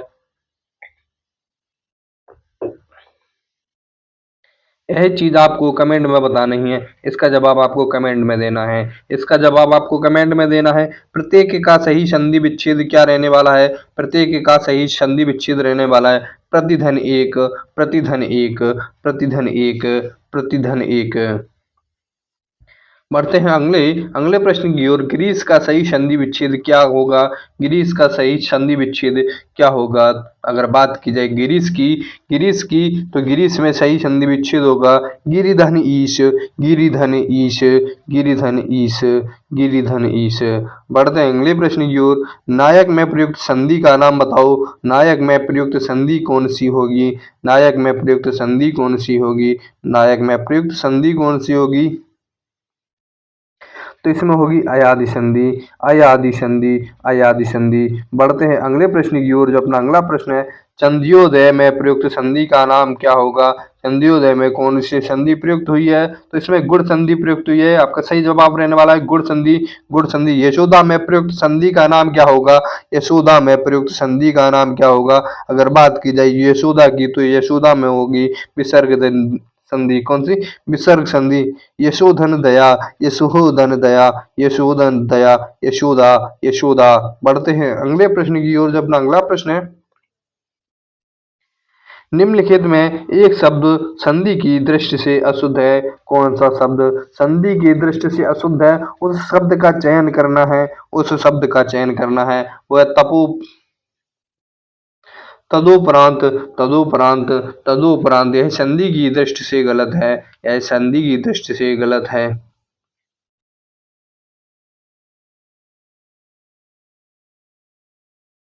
बढ़ते हैं अगले प्रश्न की ओर। अभ्युदय, अभ्युदय शब्द में कौन सी संधि है? अभ्युदय शब्द में कौन सी संधि है? अगर अभ्युदय की बात की जाए, अभ्युदय की बात की जाए तो इसमें हमारी यड़ संधि है। कौन सी? यड़ संधि है। स्वर संधि, स्वर संधि के कितने भेद होते हैं? स्वर संधि के कितने भेद होते हैं? यह चीज़ आप लोगों को कमेंट में बतानी थी। यह चीज़ इसके 5 भेद होते हैं। यह प्रश्न हम पहले भी देख चुके थे, इससे मिलता जुलता प्रश्न हमने बताया भी था। स्वर संधि के 5 भेद होते हैं। अगर वही पूछ लिया जाए आपसे, वही पूछ लिया जाए आपसे कि संधि के कितने भेद होते हैं, तो संधि के 3 भेद होते हैं। कौन कौन से होते हैं? स्वर संधि, व्यंजन संधि और विसर्ग संधि, विसर्ग संधि, विसर्ग संधि। स्वर संधि का उदाहरण कौन सा है? स्वर्ग संधि का उदाहरण कौन सा है? अगर स्वर संधि का उदाहरण पूछा जाए तो वह रत्नाकर, रत्नाकर, रत्न धन आकार, रत्न धन आकार। इसका संधि विच्छेद रहने वाला है। पढ़ते हैं व्यर्थ शब्द में किन वर्णों की संधि हुई है? जो व्यर्थ शब्द है उसमें किन वर्णों की संधि हुई है? तो उसमें हुई है ईंधन आगे, ईंधन आगे। व्यय, व्ययी, धन अर्थ, व्ययी, धन अर्थ।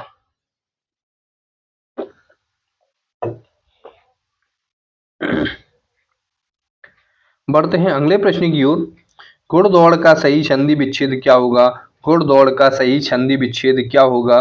तो अगर बात की जाए घुड़दौड़ की तो घुड़दौड़ में घोड़ा दौड़, घोड़ा दौड़, घोड़ा दौड़, घोड़ा दौड़। महोदय का संधि विच्छेद, महोदय का संधि विच्छेद, महोदय का संधि विच्छेद होगा महाधन उदय, महाधन उदय। तन्मय का संधि विच्छेद क्या रहने वाला है? तो तन्मय का जो संधि विच्छेद रहने वाला है वह तत् धनमय, तत् धनमय, तत् धनमय, तत् धनमय। पंचम अक्षर पहले अक्षर में बदल जाता है, पंचवा अक्षर पहले अक्षर में बदल जाता है। यह हिंदी का रूल है, यह हिंदी का रूल है। यह भी हमें याद रखना है, यह भी हमें याद रखना है। यह नियम हमारा, यह नियम हमारा शब्द शब्द शुद्धिकरण में यूज होगा, यूज होगा। उदाहरण, उदाहरण का सही संधि विच्छेद क्या रहने वाला है? उदाहरण का सही संधि विच्छेद क्या रहने वाला है?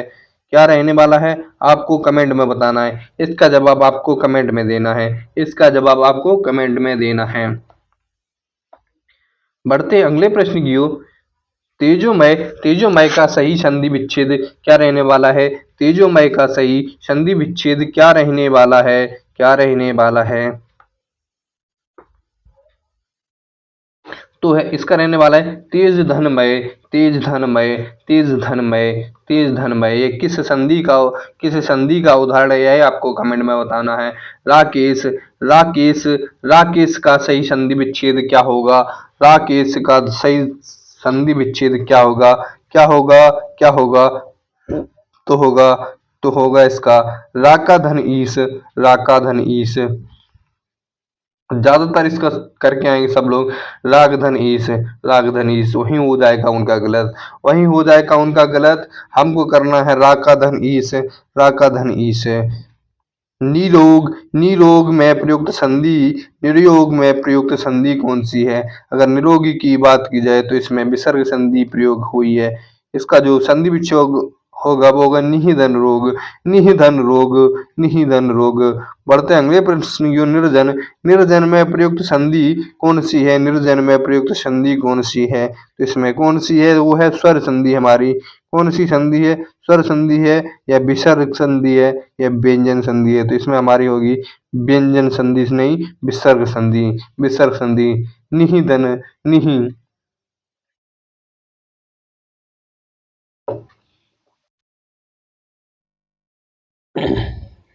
बढ़ते हैं अगले प्रश्न की ओर। वातानुकूल का सही संधि विच्छेद क्या होगा? वातानुकूल का सही संधि विच्छेद क्या होगा? वातानुकूल का सही संधि विच्छेद क्या होगा? वात धन अनुकूल, वाद धन अनुकूल इसका संधि विच्छेद रहने वाला है। वहीं अगर पूछ लिया जाए ब्रह्मास्त्र, ब्रह्मास्त्र का सही संधि विच्छेद क्या होगा? तो ब्रह्मास्त्र, ब्रह्मा का अस्त्र अर्थात ब्रह्म अस्त्र, अर्थात ब्रह्म अस्त्र इसका सही संधि विच्छेद रहने वाला है। बढ़ते हैं अगले प्रश्न की ओर।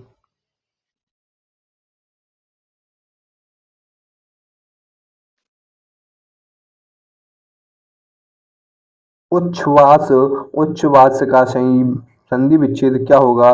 तो इसका जो सही संधि विच्छेद रहने वाला है वह उद्धन श्वास, उद्धन श्वास। बढ़ते अगले प्रश्न की ओर। प्रत्युत्तर का सही संधि विच्छेद क्या होगा? प्रत्युत्तर का सही संधि विच्छेद क्या होगा? यह चीज आपको कमेंट में बतानी है।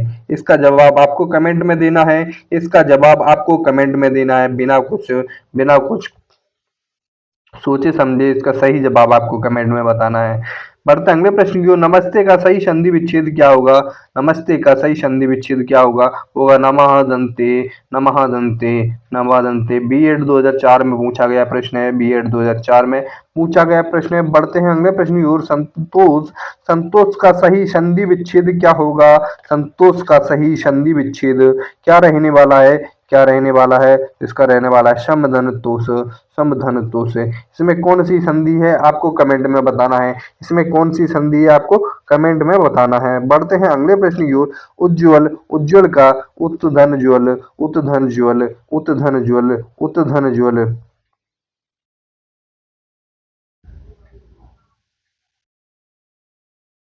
उत्तधन ज्वल इसका सही संधि विच्छेद रहने वाला है। पढ़ते हैं अगले प्रश्न की ओर। जो अपना अगला प्रश्न है विश्वामित्र, विश्वामित्र में सही संधि विच्छेद कौन सा है? तो विश्वामित्र में सही संधि विच्छेद रहने वाला है विश्वधन अमित, विश्वधन अमित। ज्यादातर इसका करके आएंगे विश्व, विश्वाधन मित्र, विश्वाधन मित्र। और यही हो जाएगा इनका गलत, यही हो जाएगा इनका गलत। यहाँ रहने वाला है विश्वधन अमित, विश्वधन अमित। संगम का सही संधि विच्छेद क्या होगा? तो वही बात की जाए संगम की, तो संगम का जो सही विच्छेद होगा समधन गम, समधन गम इसका सही जवाब रहने वाला है। स्वागतम, स्वागतम में प्रयुक्त संधि का नाम बताएं। स्वागतम में कौन सी संधि प्रयुक्त हुई है? आपको कमेंट बॉक्स में बताना है स्वागतम में कौन सी संधि प्रयुक्त हुई है। भानुयोदय में प्रयुक्त संधि का नाम क्या होगा? भानुयोदय में कौन सी संधि प्रयुक्त हुई है? तो भानुयोदय की बात की जाए तो भानुयोदय में दीर्घ संधि प्रयुक्त हुई है। कौन सी? दीर्घ संधि प्रयुक्त हुई है।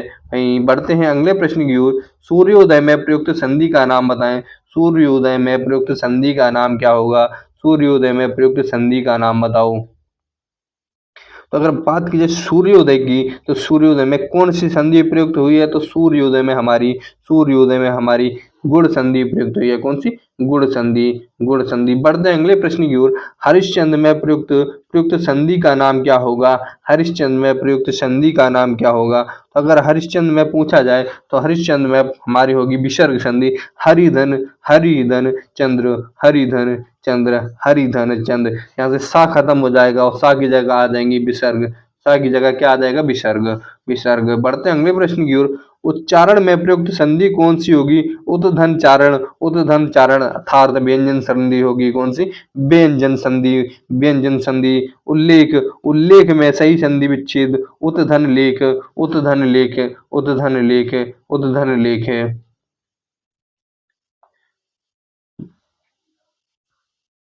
अत्याचार का सही संधि विच्छेद क्या होगा? अतिधन, अतिधन आचार, अतिधन आचार, अतिधन आचार, अतिधन आचार। इसका सही जवाब रहने वाला है अतिधन आचार। बढ़ते हैं अगले प्रश्न की ओर। दिगंबर का सही संधि विच्छेद क्या होगा? दिग्धन अंबर, दिग्धन अंबर किसमें है? दिग्धन अंबर हमारा बी ऑप्शन, बी ऑप्शन बिल्कुल सही रहने वाला है। बढ़ते हैं अगले प्रश्न की ओर। तो अपना अगला प्रश्न है उड्डयन, उड्डयन का सही संधि विच्छेद क्या होगा? उद्धन डयन, उद्धन डयन इसका सही संधि विच्छेद रहने वाला है उद्धन डयन। उपसर्ग का प्रयोग होता है, उपसर्ग का प्रयोग कहाँ पर होता है? शब्द के आदि, शब्द के आदि या आरंभ में, या शब्द के मध्य में, या शब्द के अंत में, या इनमें से कोई नहीं। तो आप सभी लोगों को पता होगा कि जो भी उपसर्ग होते हैं वो हमेशा शब्द की शुरुआत में लगते हैं, या शब्द के प्रारंभ में लगते हैं, या शब्द के आरंभ में लगते हैं। किसी शब्द के आरंभ में लगने वाले शब्दांश को हम उपसर्ग कहते हैं। यही हुई इसकी परिभाषा। तो अपना इसके हिसाब से सही जवाब रहने वाला है ऑप्शन नंबर ए, शब्द के आदि या आरंभ में। बढ़ते हैं अगले प्रश्न की ओर। जो धातु या शब्द के अंत में जोड़ा जाता है उसे क्या कहते हैं? जो शब्द के अंत में जोड़ा जाता है, या जो शब्द के अंत में लास्ट में जोड़ा जाता है उसे हम क्या कहते हैं? तो आप लोगों को पता होना चाहिए किसी भी शब्द के अंत में लगने वाले शब्दांश को, किसी भी शब्द के अंत में लगने वाले शब्दांश को हम प्रत्यय कहते हैं। क्या प्रत्यय कहते हैं? बढ़ते हैं अगले प्रश्न की ओर। प्रख्यात में प्रयुक्त उपसर्ग क्या है? जो प्रख्यात शब्द है इसमें उपसर्ग क्या लगा हुआ है? तो आपको पता है प्रधन ख्याति, प्रधन ख्याति इक्वल टू प्रख्याति। तो इसमें कौन सा लगा है? वो हमारा लगा है प्रत्यय, प्रया उपसर्ग लगा हुआ है। इसी के साथ बढ़ते हैं अगले प्रश्न की ओर। जो अपना अगला प्रश्न है उसमें प्रत्युपन्नमति में कौन सा उपसर्ग लगा हुआ है? तो कौन सा उपसर्ग लगा हुआ है इसमें? इसमें हमारा लगा है प्रति। कौन सा उपसर्ग लगा हुआ है? तो इसमें लगा हुआ है प्रति उपसर्ग। बढ़ते हैं अगले प्रश्न की ओर।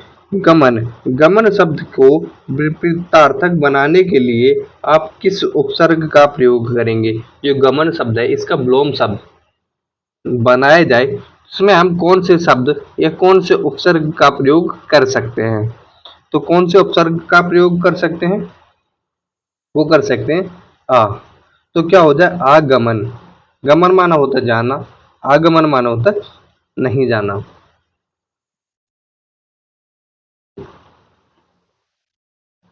इसी के साथ बढ़ते हैं अगले प्रश्न की ओर। निर्वासित में प्रत्यय कौन सा है? जो निर्वासित शब्द है इसमें कौन सा प्रत्यय लगा हुआ है? तो कौन सा प्रत्यय लगा हुआ है?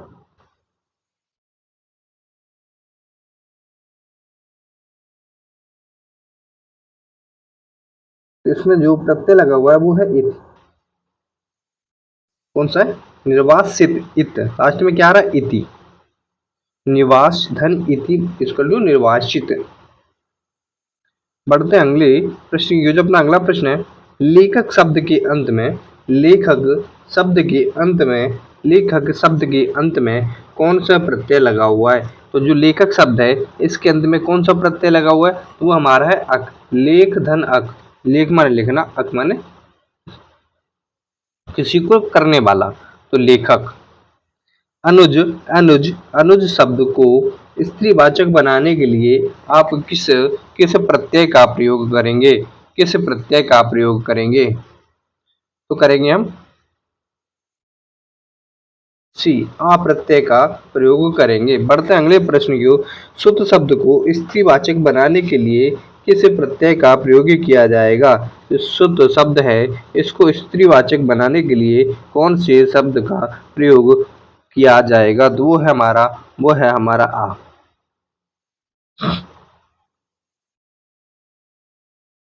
बढ़ते हैं अगले प्रश्न की ओर। इस प्रश्न शब्द को ब्लूमार्थक बनाने के लिए किस उपसर्ग का प्रयोग किया जाएगा? तो किस उपसर्ग का प्रयोग किया जाएगा? तो किसका किया जाएगा? वो किया जाएगा आ, स्पर्श, स्पर्श, बिना छुए, बिना छुए। पढ़ते हैं अगले प्रश्न की ओर। प्रतिकूल शब्द में कौन सा उपसर्ग प्रत्यय प्रयुक्त हुआ है? कौन सा उपसर्ग प्रयुक्त हुआ है? प्रतिकूल, प्रतिकूल में कौन सा उपसर्ग लगा है? तो वो लगा है प्रति। क्या लगा है? प्रति, प्रति। बढ़ते हैं अगले प्रश्न की ओर। कौन सा उपसर्ग आचार शब्द से पूर्व लगने पर उसका अर्थ जुल्म हो जाता है? जुल्म हो जाता है, जुल्म हो जाता है। तो क्या होगा? अति, अति धन आचार, तो क्या हो जाएगा? अत्याचार, अत्याचार, जिसको हम जुल्म कहते हैं, जिसको हम जुल्म भी कहा जाता है।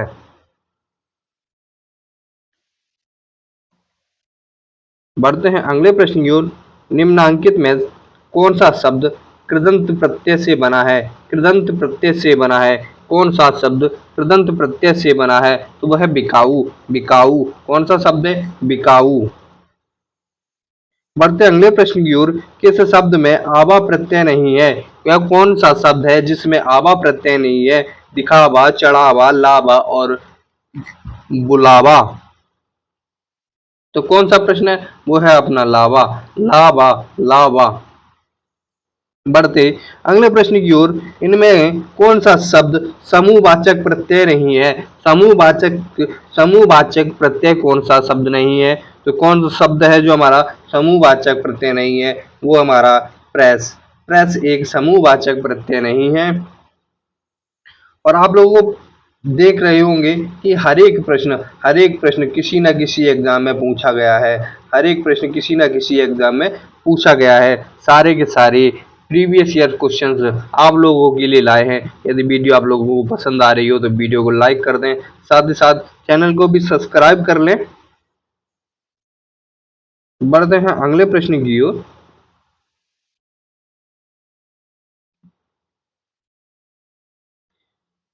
व्यवस्था से पूर्व कौन सा उपसर्ग लगाएं? कौन सा उपसर्ग लगाएं? प्रश्न को पढ़ते समय थोड़ी सी सावधानी बरतें, जिससे कि आपका प्रश्न गलत ना हो। लगाएं कि उसका अर्थ विपरीत हो जाए, कि उसका अर्थ विपरीत हो जाए।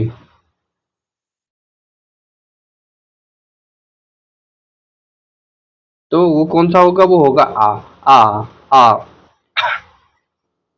बढ़ते हैं अगले प्रश्न की ओर। निम्न में से किस शब्द में प्रत्यय का प्रयोग हुआ है? कौन सा शब्द है जिसमें प्रत्यय का प्रयोग हुआ है? विकल, अकल, उकल या धनिक, या धनिक, या धनिक। तो आपका सही जवाब है वो है ऑप्शन नंबर डी, धन धन एक मिलकर बना है धनिक। धन धन एक मिलकर बना है धनिक। बढ़ते हैं अगले प्रश्न की ओर। निम्नलिखित में से किस शब्द में प्रत्यय लगा हुआ है? कौन सा शब्द है जो प्रत्यय से मिलकर बना है?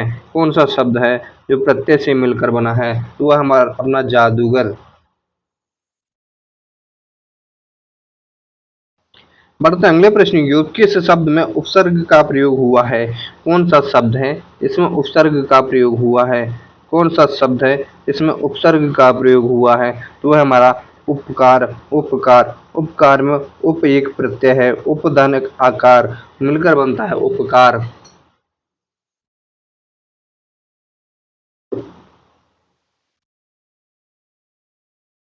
इसी के साथ बढ़ते हैं अगले प्रश्न की ओर। अनुवाद में प्रयुक्त उपसर्ग कौन सा है? तो अनुवाद शब्द है, इसमें कौन सा उपसर्ग लगा हुआ है?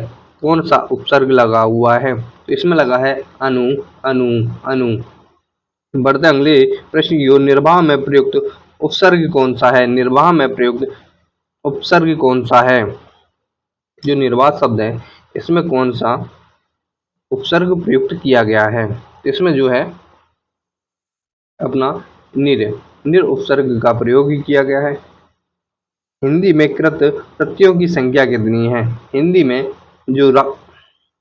हिंदी में कृत प्रत्ययों की संख्या कितनी है? तो वह है 44। कितनी है? 44। किसके अनुसार है? तो यह है कामता प्रसाद गुरु जी थे, कामता प्रसाद गुरु थे, उनके अनुसार कृत प्रत्ययों की संख्या 44 है। कितनी? 44 है।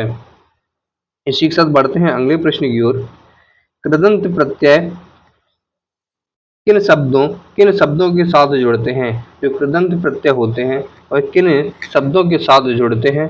तो किन शब्दों के साथ जुड़ते हैं? वो क्रिया के साथ जुड़ते हैं। किसके? क्रिया के साथ जुड़ते हैं। एसआई 2001 में पूछा गया प्रश्न है। एसआई 2001 में पूछा गया प्रश्न है। बढ़ते अगले प्रश्न की ओर। निम्नलिखित पद एक प्रत्यय लगाने से बने हैं, इनमें कौन सा पद गलत है? कौन सा पद गलत है?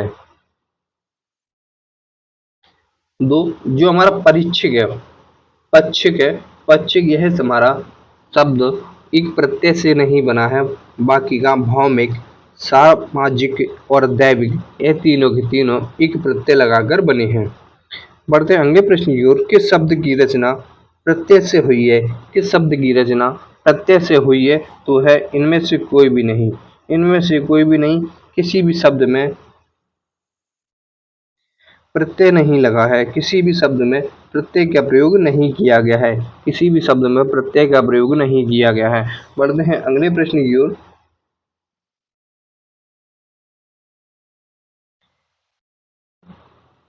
बेइंसाफी, बेइंसाफी में प्रयुक्त उपसर्ग कौन सा है? बेइंसाफी में प्रयुक्त उपसर्ग कौन सा है? तो कौन सा उपसर्ग लगा है? इसमें लगा बे।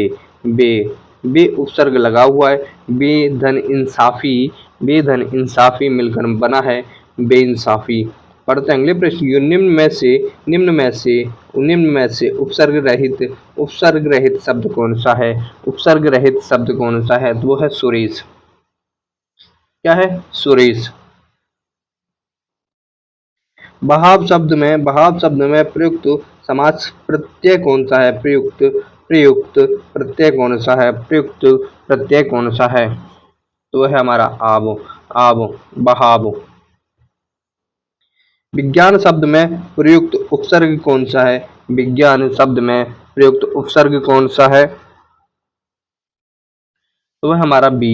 विधन ज्ञान, विधन ज्ञान बनकर बना है विज्ञान।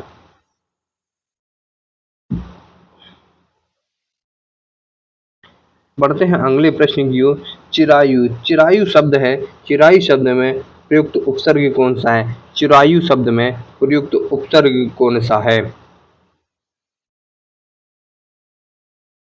तो उसमें चिरधन आयु, चिरधन आयु, चिरधन आयु मिलकर बना है चिरायु। धुंधला, धुंधला शब्द में प्रयुक्त प्रत्यय कौन सा है? धुंधला शब्द में कौन सा प्रत्यय लगा हुआ है? धुंधला शब्द में कौन सा प्रत्यय लगा हुआ है? देखो धू तो लगा, धू आगे है, धुंध भी आगे है, तो ला, ला प्रत्यय ही लगा होगा।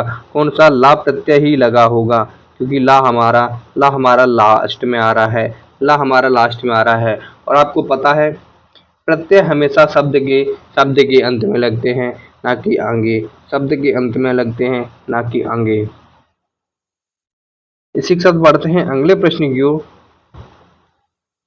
दोषहर्ता में प्रत्यय का चयन कीजिए। प्रत्यय का चयन कीजिए। दोषहर्ता में कौन सा प्रत्यय लगा हुआ है? तो वह हमारा लगा हुआ है, वो हमारा लगा हुआ है हर्षा, हरता, हरता। बढ़ते हैं अगले प्रश्न की ओर। किस शब्द में उपसर्ग नहीं है? कौन सा शब्द है जिसमें उपसर्ग नहीं है? कौन सा शब्द है जिसमें उपसर्ग नहीं है? तो वह हमारा ओढ़ना। ओढ़ना शब्द में कोई भी उपसर्ग नहीं लगा है। कोई भी उपसर्ग नहीं लगा है। संस्कार शब्द में किस उपसर्ग का प्रयोग किया गया है? जो संस्कार शब्द है, जो अपना संस्कार शब्द है, इसमें किस उपसर्ग का प्रयोग किया गया है? किस उपसर्ग का प्रयोग किया गया है?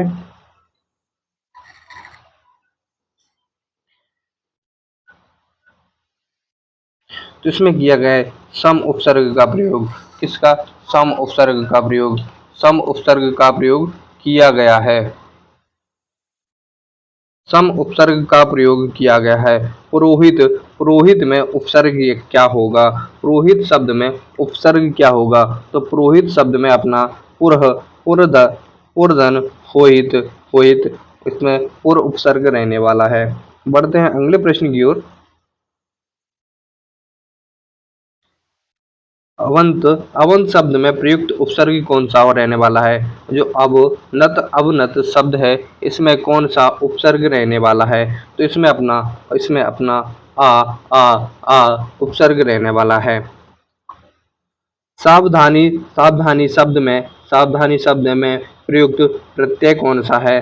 सावधानी शब्द में प्रयुक्त प्रत्यय कौन सा है? सावधानी शब्द में प्रयुक्त प्रत्यय कौन सा है? तो इसमें है अपना ई। ज्यादातर लोग इसको धानी कर देते हैं और वहीं पर ये गलत हो जाता है, कनिष्ठ शब्द में प्रयुक्त प्रत्यय कौन सा है?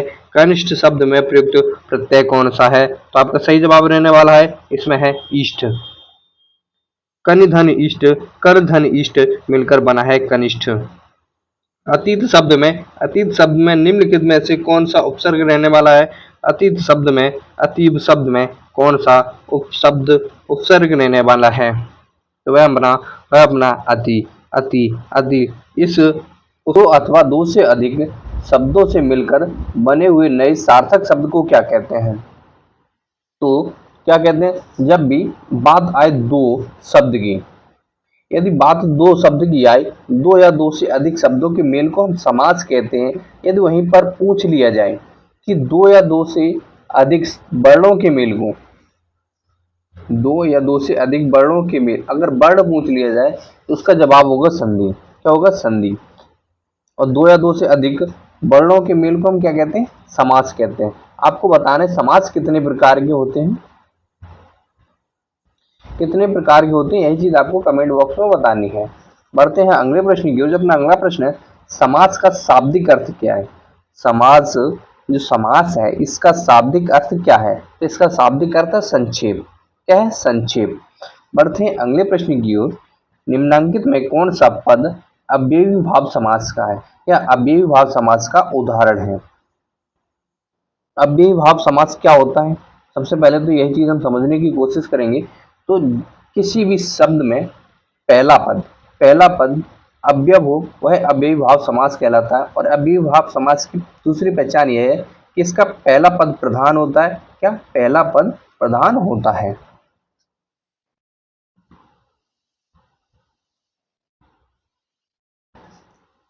अव्ययी भाव समास की पहचान क्या होती है? जिसका पहला पद अव्यय हो। क्या? अवयव हो। तो ग्राहक, आचार कुशल, कुमारी और प्रतिदिन। तो इसमें आपका सही जवाब रहने वाला है वो है प्रतिदिन। प्रति एक अव्यव है कि इसको ना तो बदला जा सकता है। लिंग वचन अव्यव क्या होते हैं? अव्यव वे शब्द होते हैं जो किसी भी लिंग वचन कारक के अनुसार परिवर्तित नहीं होते हैं, उन्हें हम अव्यव कहते हैं। ठीक है, तो इसका सही जवाब रहने वाला है प्रतिदिन। बढ़ते हैं अगले प्रश्न की ओर। जो अपना अगला प्रश्न रहने वाला है, जिस समास में उत्तर पद प्रधान हो, डेफिनेशन है देख लेना, बहुत ही महत्वपूर्ण रहने वाली है क्योंकि इन्हीं डेफिनेशन से हमें समास की पहचान होती है। और जब समास की पहचान होती है तब ही हम उस सवाल का सही जवाब दे पाते हैं।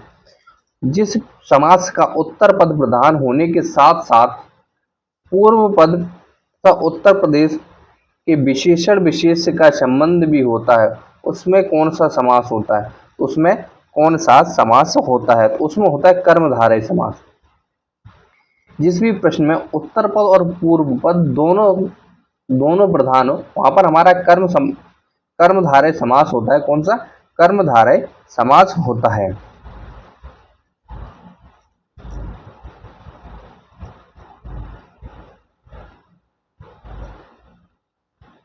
इसी के साथ बढ़ते हैं अगले प्रश्न की ओर। अगर कर्मधारय समास के उदाहरण की बात करें तो नील गगन, नीला आसमान, ये सारे के सारे कर्मधारय समास के उदाहरण हैं। बढ़ते अगले प्रश्न की। निम्नलिखित में से कर्मधारय समास किसमें है? कुछ विकल्प दिए गए, कुछ शब्द दिए गए और पूछा गया है कि इनमें से कौन से में किसमें कर्मधारय समास है।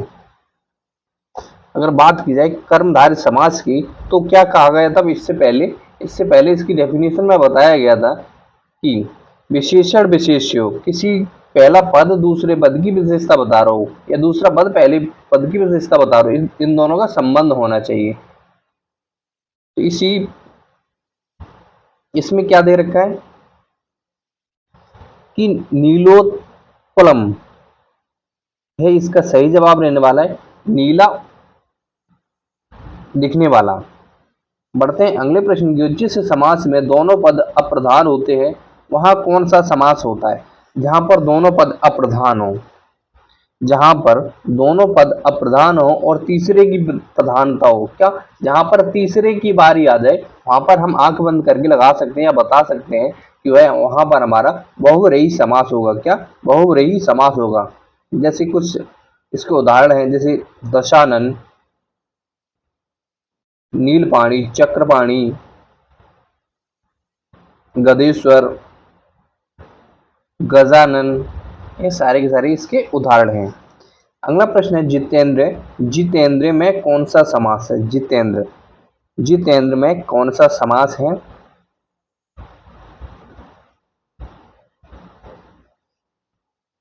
कौन सा समास है? इसमें बहुव्रीहि समास है। क्या, बहुव्रीहि समास है।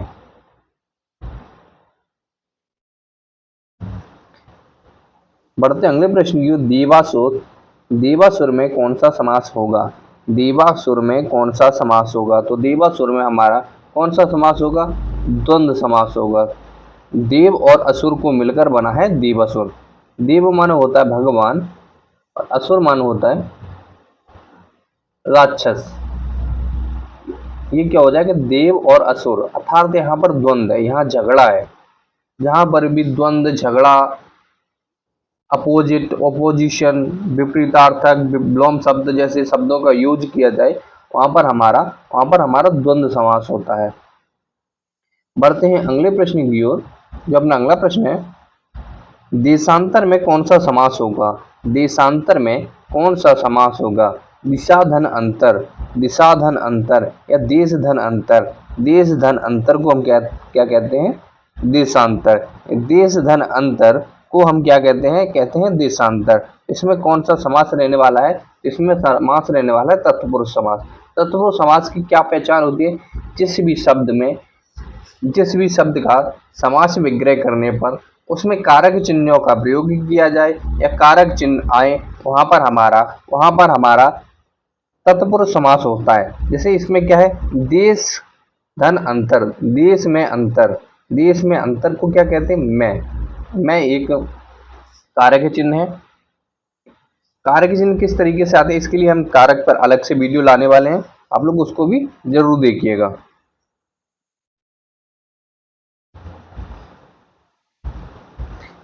आपका अगला प्रश्न है, दीनानाथ में कौन सा समास होगा? जो दीनानाथ शब्द है इसमें कौन सा समास रहने वाला है? इसमें हमारा कर्मधारय समास रहने वाला है।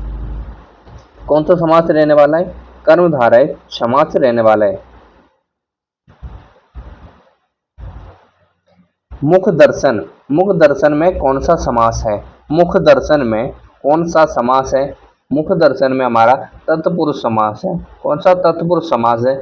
अब यहाँ पर ज्यादातर लोग क्या गलती करते हैं, यहाँ पर संयोजक चिन्ह देखते हैं, जहाँ पर भी संयोजक चिन्ह देखते हैं और वहां पर हम अव्ययी भाव समास या कर्मधारय समास को जोड़ देते हैं। अव्ययी भाव समास या कर्मधारय समास को जोड़ देते हैं, लेकिन हम यह भूल जाते हैं कि अव्ययी भाव का पहला पद प्रधान होता है, पहला पद प्रधान होता है और अव्यय होता है। क्या, वह एक अव्यय शब्द होता है। ठीक है,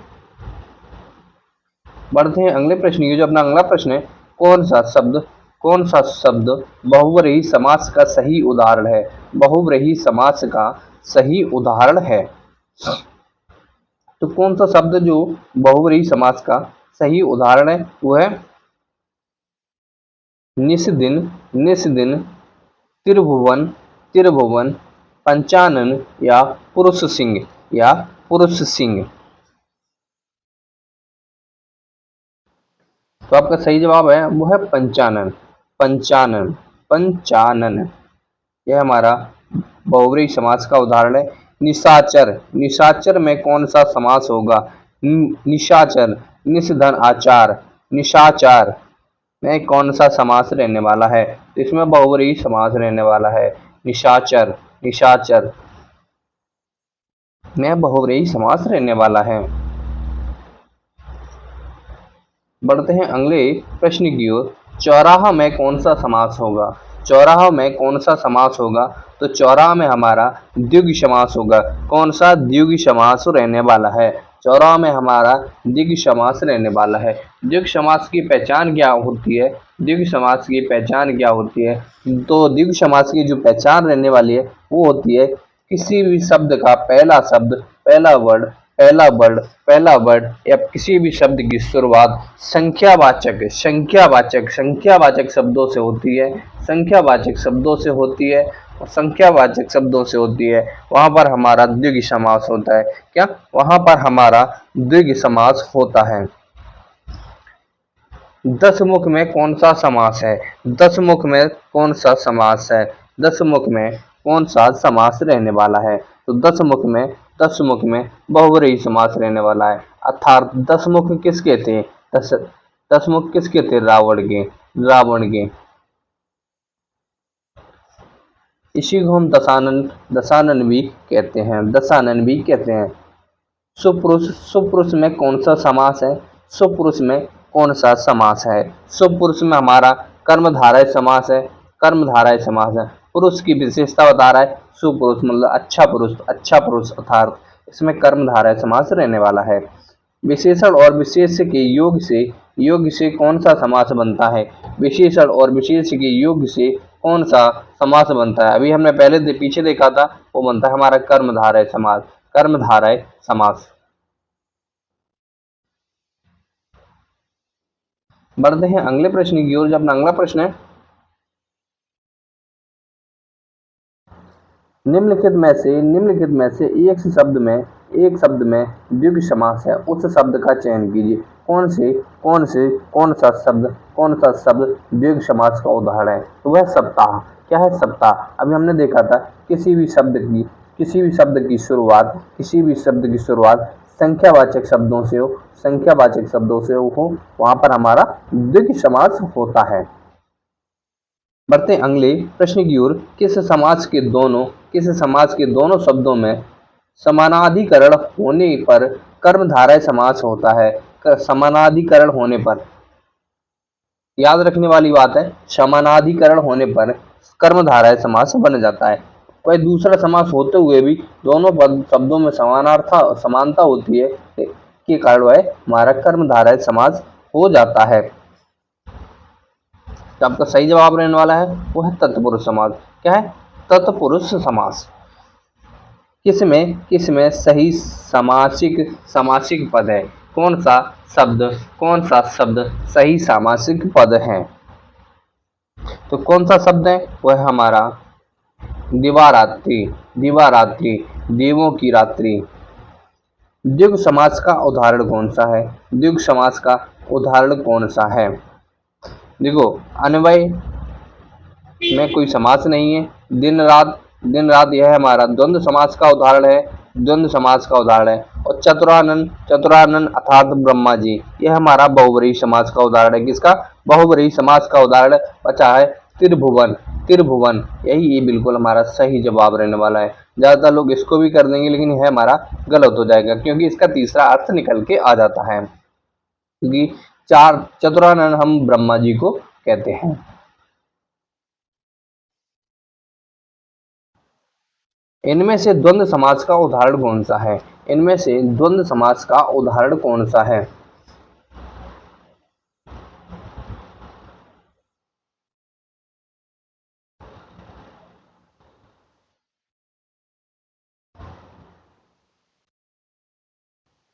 देखो, पीतांबर, पीला है अंबर अर्थात बहुव्रीहि समास का उदाहरण है और तत्पुरुष समास का भी उदाहरण है। चौराहा हमारा द्विगु समास का उदाहरण है। और नेत्रहीन आंखों से अंधा, बिना आंख का, यह हमारा तत्पुरुष समास का उदाहरण है। किसका तत्पुरुष समास का उदाहरण है? वह वही रुपया और पैसा है। ये दो अलग अलग चीजें हैं, दो अलग अलग शब्द है। तो यहाँ पर हमारा होगा द्वंद्व समास। क्या? द्वंद्व समास। अव्ययीभाव समास का एक उदाहरण है यथाशक्ति। इसका सही विग्रह क्या होगा? क्षमा से विग्रह पूछा गया है यथाशक्ति का।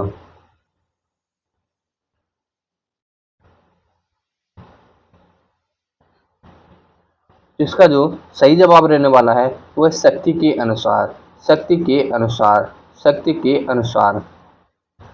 पाप पुण्य में कौन सा समास होगा? झगड़ा दिख रहा है, द्वंद्व समास होगा, आंख बंद करके लगा दो। यहाँ पर भी झगड़ा दिखे, अपोजिट दिखे, विलोम शब्द दिखे, वह हमारा द्वंद्व समास का उदाहरण लेने वाला है। बिना कुछ सोचे समझे इसको जवाब करके आगे बढ़ जाना है।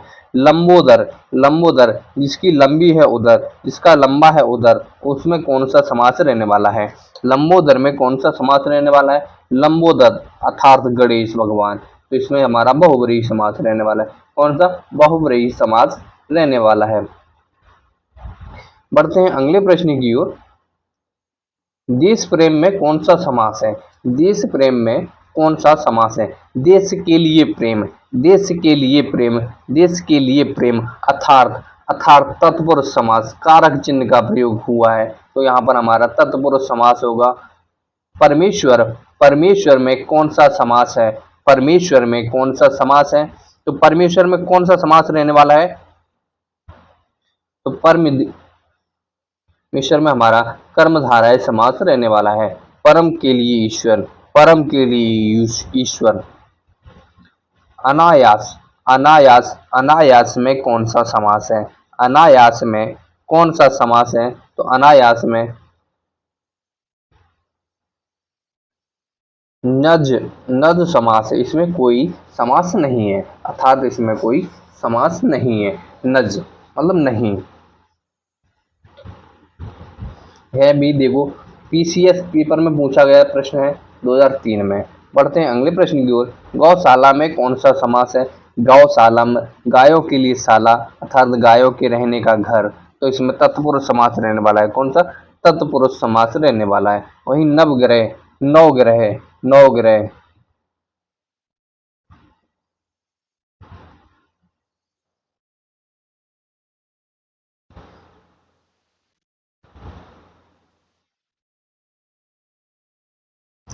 नवग्रह अर्थात क्या है? इसमें द्विग, द्विग समास रहने वाला है। पहला शब्द संख्यावाची है, नवग्रह।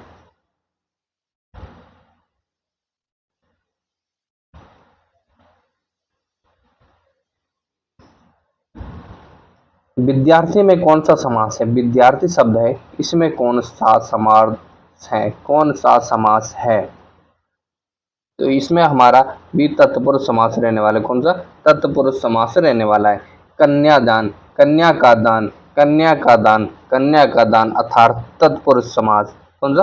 तत्पुरुष समास, तत्पुरुष समास। द्विग समास की परिभाषा क्या होती है आपको कमेंट में बताना है। पहले भी हम कई बार द्विग समास की परिभाषा देख चुके हैं, इसीलिए इसका जवाब आपको कमेंट बॉक्स में देना है। शागपात में कौन सा समास होगा? शागपात में कौन सा समास होगा? तो शागपात की बात की जाए तो इसमें हमारा द्वंद्व समास होगा, द्वंद्व समास होगा, द्वंद्व समास होगा। पढ़ते हैं अगले प्रश्न की ओर। नीलकमल, नीलकमल, नीलकमल में कौन सा समास है? नीलकमल में कौन सा समास है? अगर बात की जाए नीलकमल की, तो नीलकमल में हमारा कर्मधारय समास होगा। नीला कमल, कमल की विशेषता बता रहा है, कमल की विशेषता बताई जा रही है। कैसा कमल कैसा है? नीला है। कमल कैसा है? नीला है। तो अर्थात इसमें विशेषता विशेष है, तो इस जहाँ पर भी विशेषण विशेष दिख जाए वहाँ पर हमारा कर्मधारय समास होगा। क्या? कर्मधारय समास होगा। चतुर्भुज, चतुर्भुज में कौन सा समास होगा? चतुर्भुज में कौन सा समास होगा? तो चतुर्भुज में हमारा बहुव्रीहि समास होगा। कौन सा? बहुव्रीहि समास होगा। भाई बहन, भाई बहन द्वंद्व है, द्वंद्व है, एक दूसरे के अपोजिट है, विपरीत है, तो कौन सा समास होगा? द्वंद्व समास होगा, द्वंद्व समास रहने वाला है।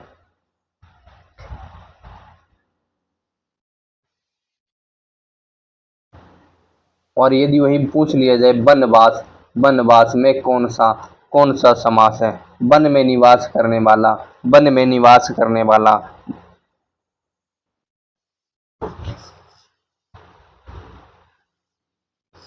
वन में निवास करने वाला अर्थात तत्पुरुष समास वनवास। पंचवटी, पांचवटी, पंचवटी में कौन सा समास है? पंचवटी में कौन सा समास है? तो पंचवटी में हमारा बहुव्रीहि समास है। कौन सा? बहुव्रीहि समास है। और वहीं अगर पूछ ली जाए पीताम्बर में कौन सा समास होगा, तो पीताम्बर में भी हमारा बहुव्रीहि समास होगा। कौन सा? बहुव्रीहि समास होगा। नरोत्तम में कौन सा समास है? नरोत्तम में कौन सा समास रहने वाला है? तो नरोत्तम में हमारा तत्पुरुष समास रहने वाला है। कौन सा? तत्पुरुष समास रहने वाला है।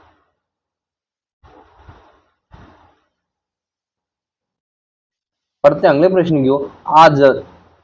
आजन्म शब्द का उदाहरण है। आजन्म शब्द किस समास का उदाहरण है? आजन्म अर्थात अव्ययीभाव समास। कौन सा? आजन्म अर्थात अव्ययीभाव समास। पढ़ते हैं युधिष्ठिर में कौन सा समास है? कौन सा समास है? युधिष्ठिर में कौन सा समास है?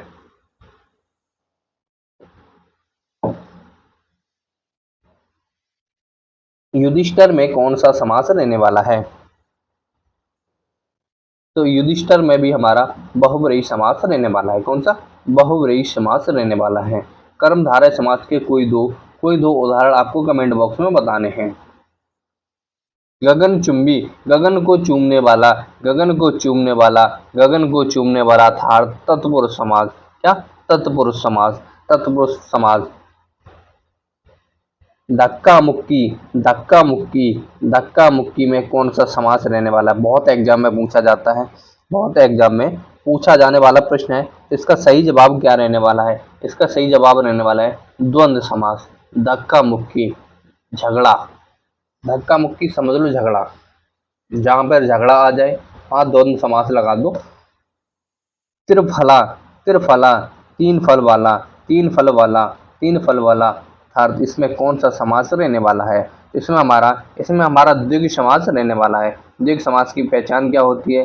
किसी भी शब्द की शुरुआत यदि संख्यावाचक शब्द से हो, वहां पर हमारा द्विगु समास होता है। तन मन धन कौन सा समास है? तन मन धन में कौन सा समास रहने वाला है? अगर बात की जाए तन मन धन की, तो यहाँ इसमें भी हमारा द्वंद्व समास रहने वाला है। बढ़ते हैं अगले प्रश्न की ओर।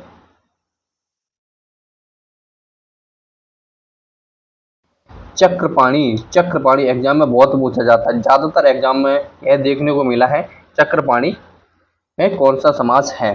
तो चक्रपाणी में कौन सा समास है? चक्रपाणी में हमारा बहुव्रीहि समास है।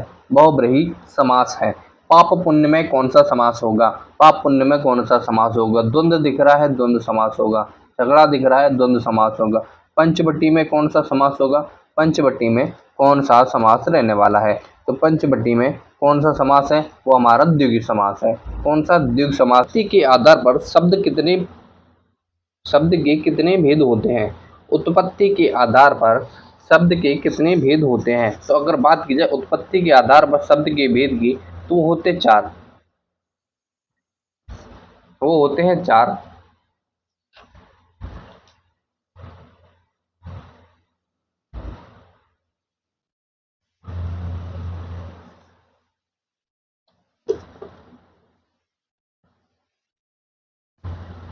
कौन कौन से होते हैं?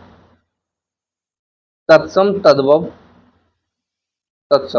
तद्भव, देशज और विदेशज शब्द। बढ़ते हैं अगले प्रश्न की ओर। जो अपना अगला प्रश्न है वो है संस्कृत के ऐसे शब्द जिसे हम ज्यों का त्यों प्रयोग में लाते हैं कहलाते हैं। ऐसे शब्द जो संस्कृत से ज्यों के त्यों आ गए हैं हमारे हिंदी भाषा में, उन्हें हम क्या कहते हैं? तो उन्हें हम कहते हैं तत्सम शब्द। क्या कहते हैं? तत्सम शब्द। ज्यों के त्यों यूज किए जाने वाले शब्दों को हम तत्सम शब्द कहते हैं। अगर वहीं आप लोगों से पूछ लिया जाए कि संस्कृत भाषा के शब्दों में कुछ फेर बदल कर उन्हें हम हिंदी में प्रयोग करने लगे हैं, उन्हें हम क्या कहते हैं? उन्हें हम कहते हैं तद्भव शब्द। क्या कहते हैं? तद्भव शब्द। और देशज शब्द वे होते हैं जिनकी उत्पत्ति किसी छोटे से कस्बे या छोटे से इलाके में हुई है, या योग कहें जिनकी उत्पत्ति हमारे गाँव कस्बों आदि में हुई है, उन्हें हम देशज शब्द कहते हैं। विदेशज शब्द वे होते हैं विदेशज शब्द वे होते हैं जिन्हें हमने किसी दूसरी भाषा से अडॉप्ट किया है या किसी दूसरी भाषा से लिया है। जैसे हेडमास्टर, हेडमास्टर एक संकर शब्द है, इसमें अंग्रेजी और हिंदी की भाषा का मेल है। जैसे अलमारी, अलमारी एक विदेशज शब्द है। ऐसे बहुत सारे शब्द हैं जिन्हें हमने दूसरे देश से लिया है। पढ़ते हैं अगले प्रश्न की ओर। निम्नलिखित में से रूढ़ शब्द कौन सा है? निम्नलिखित में से रूढ़ शब्द कौन सा है? अगर बात की जाए रूढ़ शब्द की, तो रूढ़ शब्द कौन सा है? तो इसका आपका सही जवाब रहने वाला है वो है पशु। पशु एक रूढ़ शब्द है। रूढ़ शब्द कहते किन्हें हैं? रूढ़ शब्द वे शब्द होते हैं जिनका यदि संधि विच्छेद किया जाए तो उनमें उनके विच्छेद में कोई भी अर्थ प्रकट ना हो, उनके अलगाव की स्थिति में उनसे कोई अर्थ प्रकट ना हो, वह हमारे रूढ़ शब्द कहलाते हैं। अगर हम विद्यालय का यदि संधि विच्छेद करेंगे तो क्या होगा? विद्या धन आलय। आलय माने क्या होता है? घर। विद्या माने क्या होता है? ज्ञान। जहाँ ज्ञान का घर होता है उसे हम कहते हैं विद्यालय। इससे हमें एक दोनों शब्दों के एक अलग अलग अर्थ मालूम पड़ रहे हैं। अगर पशु पा धन सु, इनका कोई आपस में कोई भी अर्थ नहीं है, अर्थात यही एक हमारा रूढ़ शब्द कहलाता है। बढ़ते हैं अगले प्रश्न की ओर। शब्द रचना के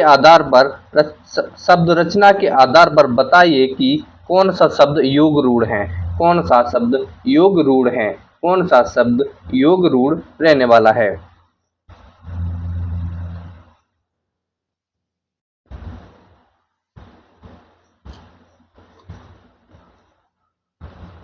कौन सा है? पवित्र या कुशल या विनिमय या जलज। तो आपका सही जवाब रहने वाला जलज। क्या? जलज। पढ़ते हैं अगले प्रश्न की ओर। जो अपना अगला प्रश्न है, निम्न में रूढ़ शब्द कौन सा होगा? निम्न में रूढ़ शब्द कौन सा होगा? तो इसमें होगा वैभव। वैभव एक रूढ़ शब्द है। परीक्षा शब्द निम्नलिखित वर्गों में किस वर्ग में आता है? जो परीक्षा शब्द है और किस वर्ग में आता है? एक किस प्रकार का शब्द है? तो है ये एक तत्सम शब्द है। क्या? तत्सम शब्द है।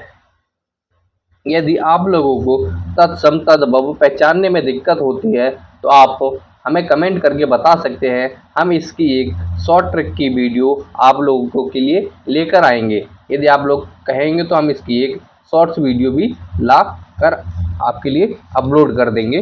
बढ़ते हैं अगले प्रश्न की ओर। मजिस्ट्रेट शब्द कैसा है? यह मजिस्ट्रेट शब्द किस तरीके का शब्द है? तत्सम है, तद्भव है, देशज है या विदेशज है? अगर बात की जाए मजिस्ट्रेट शब्द की, तो मजिस्ट्रेट शब्द एक विदेशज शब्द है, क्योंकि यह एक अंग्रेजी भाषा का शब्द है और अंग्रेजी भाषा हमारे देश की भाषा नहीं है। यह हमारे देश की भाषा नहीं है। पढ़ते हैं अगले प्रश्न की ओर। निम्नलिखित में कौन सा शब्द देशज है? कौन सा शब्द देशज है? अग्नि, प्रार्थना, खेत या लोटा? अगर वहीं बात की जाए लोटा शब्द की, तो लोटा शब्द यह हमारा एक देशज शब्द है। क्या?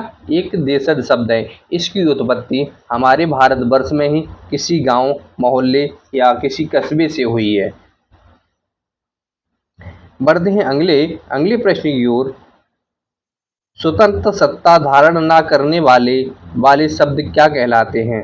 स्वतंत्र सत्ता धारण न करने वाले शब्द क्या कहलाते हैं? तो वो कहलाते हैं यौगिक। क्या कहलाते हैं? यौगिक।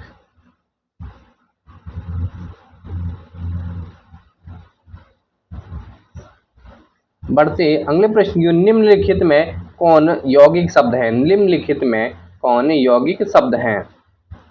अगर बात की जाए यौगिक शब्द की, यौगिक का मतलब होता है दो या दो से अधिक शब्दों के मेल को हम यौगिक शब्द कहते हैं। क्या? दो या दो से अधिक शब्दों के मेल को हम यौगिक कहते हैं। विद्याधन आलय, इसमें क्या दो शब्दों का मेल है? हाँ बिल्कुल, इसमें दो शब्दों का मेल है, अर्थात यही हमारा सही जवाब रहने वाला है। प्रयोग की दृष्टि से सूक्ष्म अंतर व्यक्त करने वाले शब्द क्या कहलाते हैं? प्रयोग की दृष्टि से सूक्ष्म अंतर प्रकट या व्यक्त करने वाले शब्द क्या कहलाते हैं? इसका जवाब आपको कमेंट करना है। क्या इसका जवाब आपको कमेंट करना है? कमेंट करना है, इसका जवाब आपको कमेंट करना है। बढ़ते हैं अगले प्रश्न की ओर। यौगिक शब्द कौन सा है? निम्न में से यौगिक शब्द कौन सा है? इसका जवाब आप लोग जल्दी से बताइएगा कि यौगिक शब्द कौन सा है।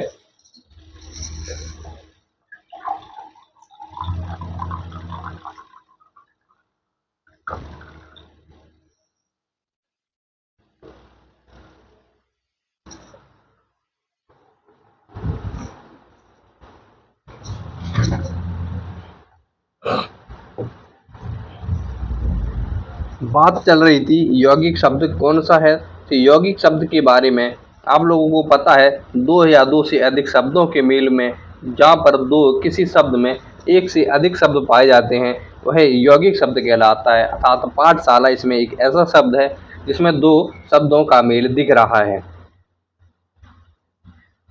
विभावरी किस प्रकार का शब्द है? विभावरी किस प्रकार का शब्द है? यह एक तत्सम शब्द है। क्या यह एक तत्सम शब्द है? यही आप लोगों से पूछ लिया जाए योग रूढ़ शब्द, योग रूढ़ शब्द कौन सा है? योग रूढ़ शब्द कौन सा है?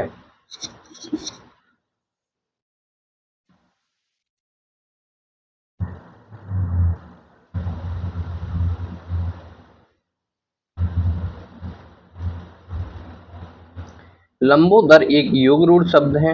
या लंबोदर एक योग रूढ़ शब्द है। नीचे दिए गए विकल्पों में तत्सम शब्द का चयन करें।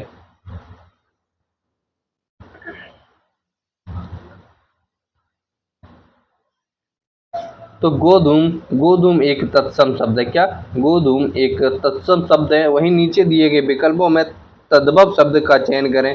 तो निम्न में से कौन सा तद्भव होगा? तो मुँह, मुँह, मुँह एक तत्सम तद्भव शब्द है। क्या मुँह एक तद्भव शब्द है? वहीं जिस प्रकार कोई सार्थक खंड हो सके उसे क्या कहते हैं? जिस शब्द के कई सार्थक खंड हो सकें उसे हम क्या कहते हैं? उसे हम क्या कहते हैं? तो उसे हम यौगिक कहते हैं, यौगिक कहते हैं। कौन सा शब्द देशज नहीं है? कौन सा शब्द देशज नहीं है? डिबरी, पगड़ी, ढोर और पुष्कर। इनमें से कौन सा शब्द हमारा देशज नहीं है? तो वह हमारा पुष्कर। पुष्कर हमारा देशज शब्द नहीं है, बल्कि यह एक तत्सम शब्द है। कैसा? तत्सम शब्द है, तत्सम शब्द है।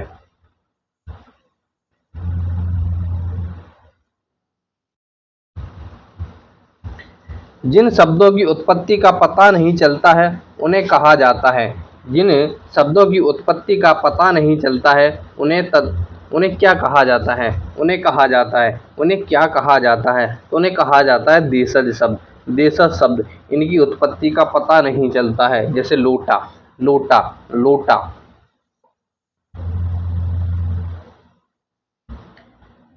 वकील किस भाषा का शब्द है? वकील किस भाषा का शब्द है? फारसी, अरबी, टर्की या पुर्तगाली, या पुर्तगाली। सबका सही जवाब रहने वाला है वह अरबी। वकील एक अरबी भाषा का शब्द है। वहीं चाय किस भाषा का शब्द है? चाय किस भाषा का शब्द है? तो चाय एक चीनी भाषा का शब्द है। किस प्रकार का?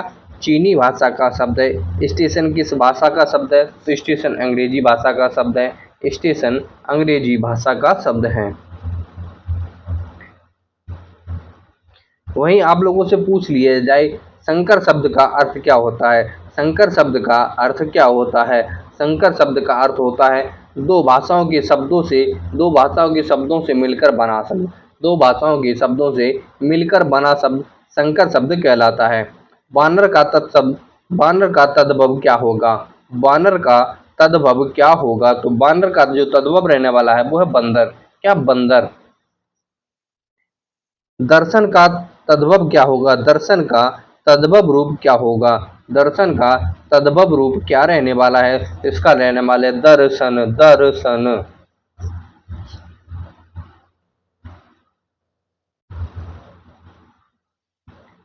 इसी के साथ बढ़ते हैं अगले प्रश्न की ओर। जो अपना अगला प्रश्न, निम्नलिखित में से कौन सा शब्द तत्सम है? कौन सा शब्द तत्सम रहने वाला है? तो कौन सा शब्द है जो तत्सम रहने वाला है? वह है उद्गम। उद्गम एक तत्सम शब्द है। उद्गम एक तत्सम शब्द है।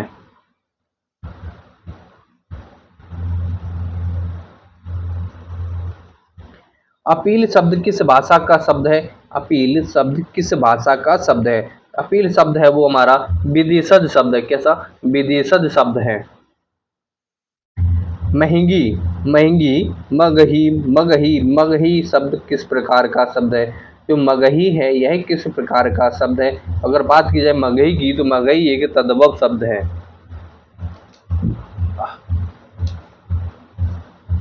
वहीं अगर संधि पूछा जाए, संधि का मतलब क्या होता है? संधि का मतलब होता है जोड़। संधि का मतलब होता है जोड़ और यह एक तत्सम शब्द है। क्या? यह एक तत्सम शब्द है। वहीं आप लोगों से पूछ लिया जाए कि लोटा किस प्रकार का शब्द है, तो अभी हम लोगों ने देखा था लोटा एक देशज शब्द है। कैसा? लोटा एक देशज शब्द है। वहीं कमल किस प्रकार का शब्द आता है? यह कमल किस प्रकार का शब्द है? अगर कमल के बारे में पूछा जाए तो यह किस प्रकार का शब्द रहने वाला है? तो यह एक रूढ़ शब्द रहने वाला है। क्या? यह एक रूढ़ शब्द रहने वाला है। पाकशाला, पाकशाला किस प्रकार का शब्द है? तो पाकशाला एक यौगिक शब्द है। कैसा? यौगिक शब्द है। पाकशाला एक यौगिक शब्द है। अगर वहीं पूछ लिया जाए दशानन किस प्रकार का शब्द रहने वाला है? जो दशानन है वह किस प्रकार का शब्द है? तो वह एक योग रूढ़ या यौगिक या फिर योग रूढ़ शब्द है। तो इनमें इसका जो सही जवाब रहने वाला है वो है इनमें से कोई नहीं। इनमें से कोई नहीं, यह किस प्रकार का शब्द है इसको आपको कमेंट बॉक्स में बताना है। क्या? कमेंट बॉक्स में बताना है।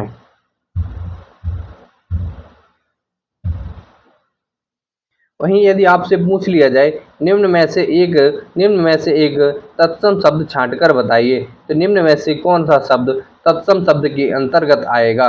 कौन सा शब्द तत्सम शब्द के अंतर्गत आएगा? तो आपका सही जवाब है वह घोटक। घोटक, घोड़ा, घोड़ा का जो तत्सम होता है वह हमारा घोटक होता है।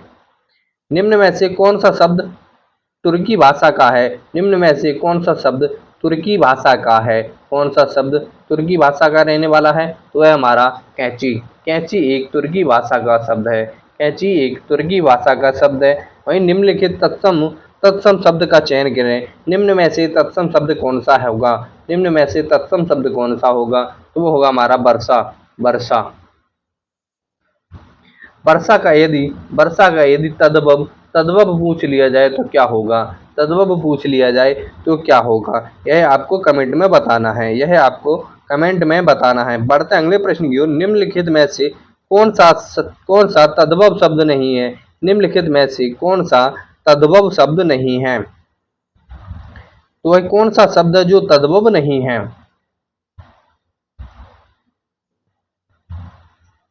तो आपका सही जवाब है वो है कभी।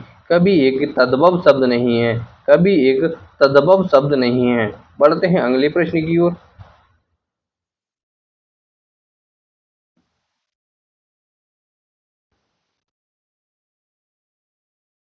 आदर्शिका का तद्भव रूप क्या होगा? आदर्शिका का तद्भव रूप क्या रहने वाला है? तो आदर्शिका का जो तद्भव रूप रहने वाला है वो है आरसी। आरसी। वहीं आप लोगों से पूछ लिया जाए तत्सम शब्द छांटिए। निम्न में से तत्सम शब्द कौन सा होगा? उत्तर प्रदेश पीसीएस। पीसीएस 2022 में पूछा गया प्रश्न है। पीसीएस 22 में पूछा गया प्रश्न है। इसमें तत्सम शब्द कौन सा होगा? तत्सम शब्द कौन सा होगा? तो वो होगा अपना कास्ट।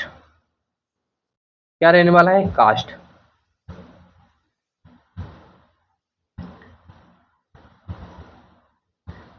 शब्द प्रकृति की दृष्टि से असंगत युग्म चुनिए। असंगत युग्म चुनिए। तो आपका सही जवाब रहने वाला है वह मुकदमा। मुकदमा देशज शब्द नहीं है। मुकदमा एक देशज शब्द नहीं है बल्कि एक विदेशज शब्द है। कैसा? विदेशज शब्द है। तहसीलदार के बारे में पूछा जाए, तहसीलदार तह एक अपना संकर शब्द बनता है, वहीं पंख पंख एक तद्भव शब्द है और गोस्वामी गोस्वामी एक तत्सम शब्द है। लेकिन जो मुकदमा यह एक विशेषण शब्द नहीं है। अपना सही जवाब यही रहने वाला है। चलते हैं अगले प्रश्न की ओर। जो अपना अगला प्रश्न है, निम्नलिखित में से किसे ददूप की भाषा कहा जाता है? तदूप की भाषा कहा जाता है। तदूप की भाषा कहा जाता है।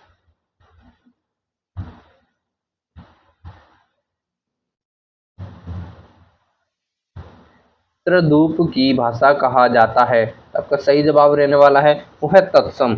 तत्सम को ही हम तद्रूप की भाषा कहते हैं।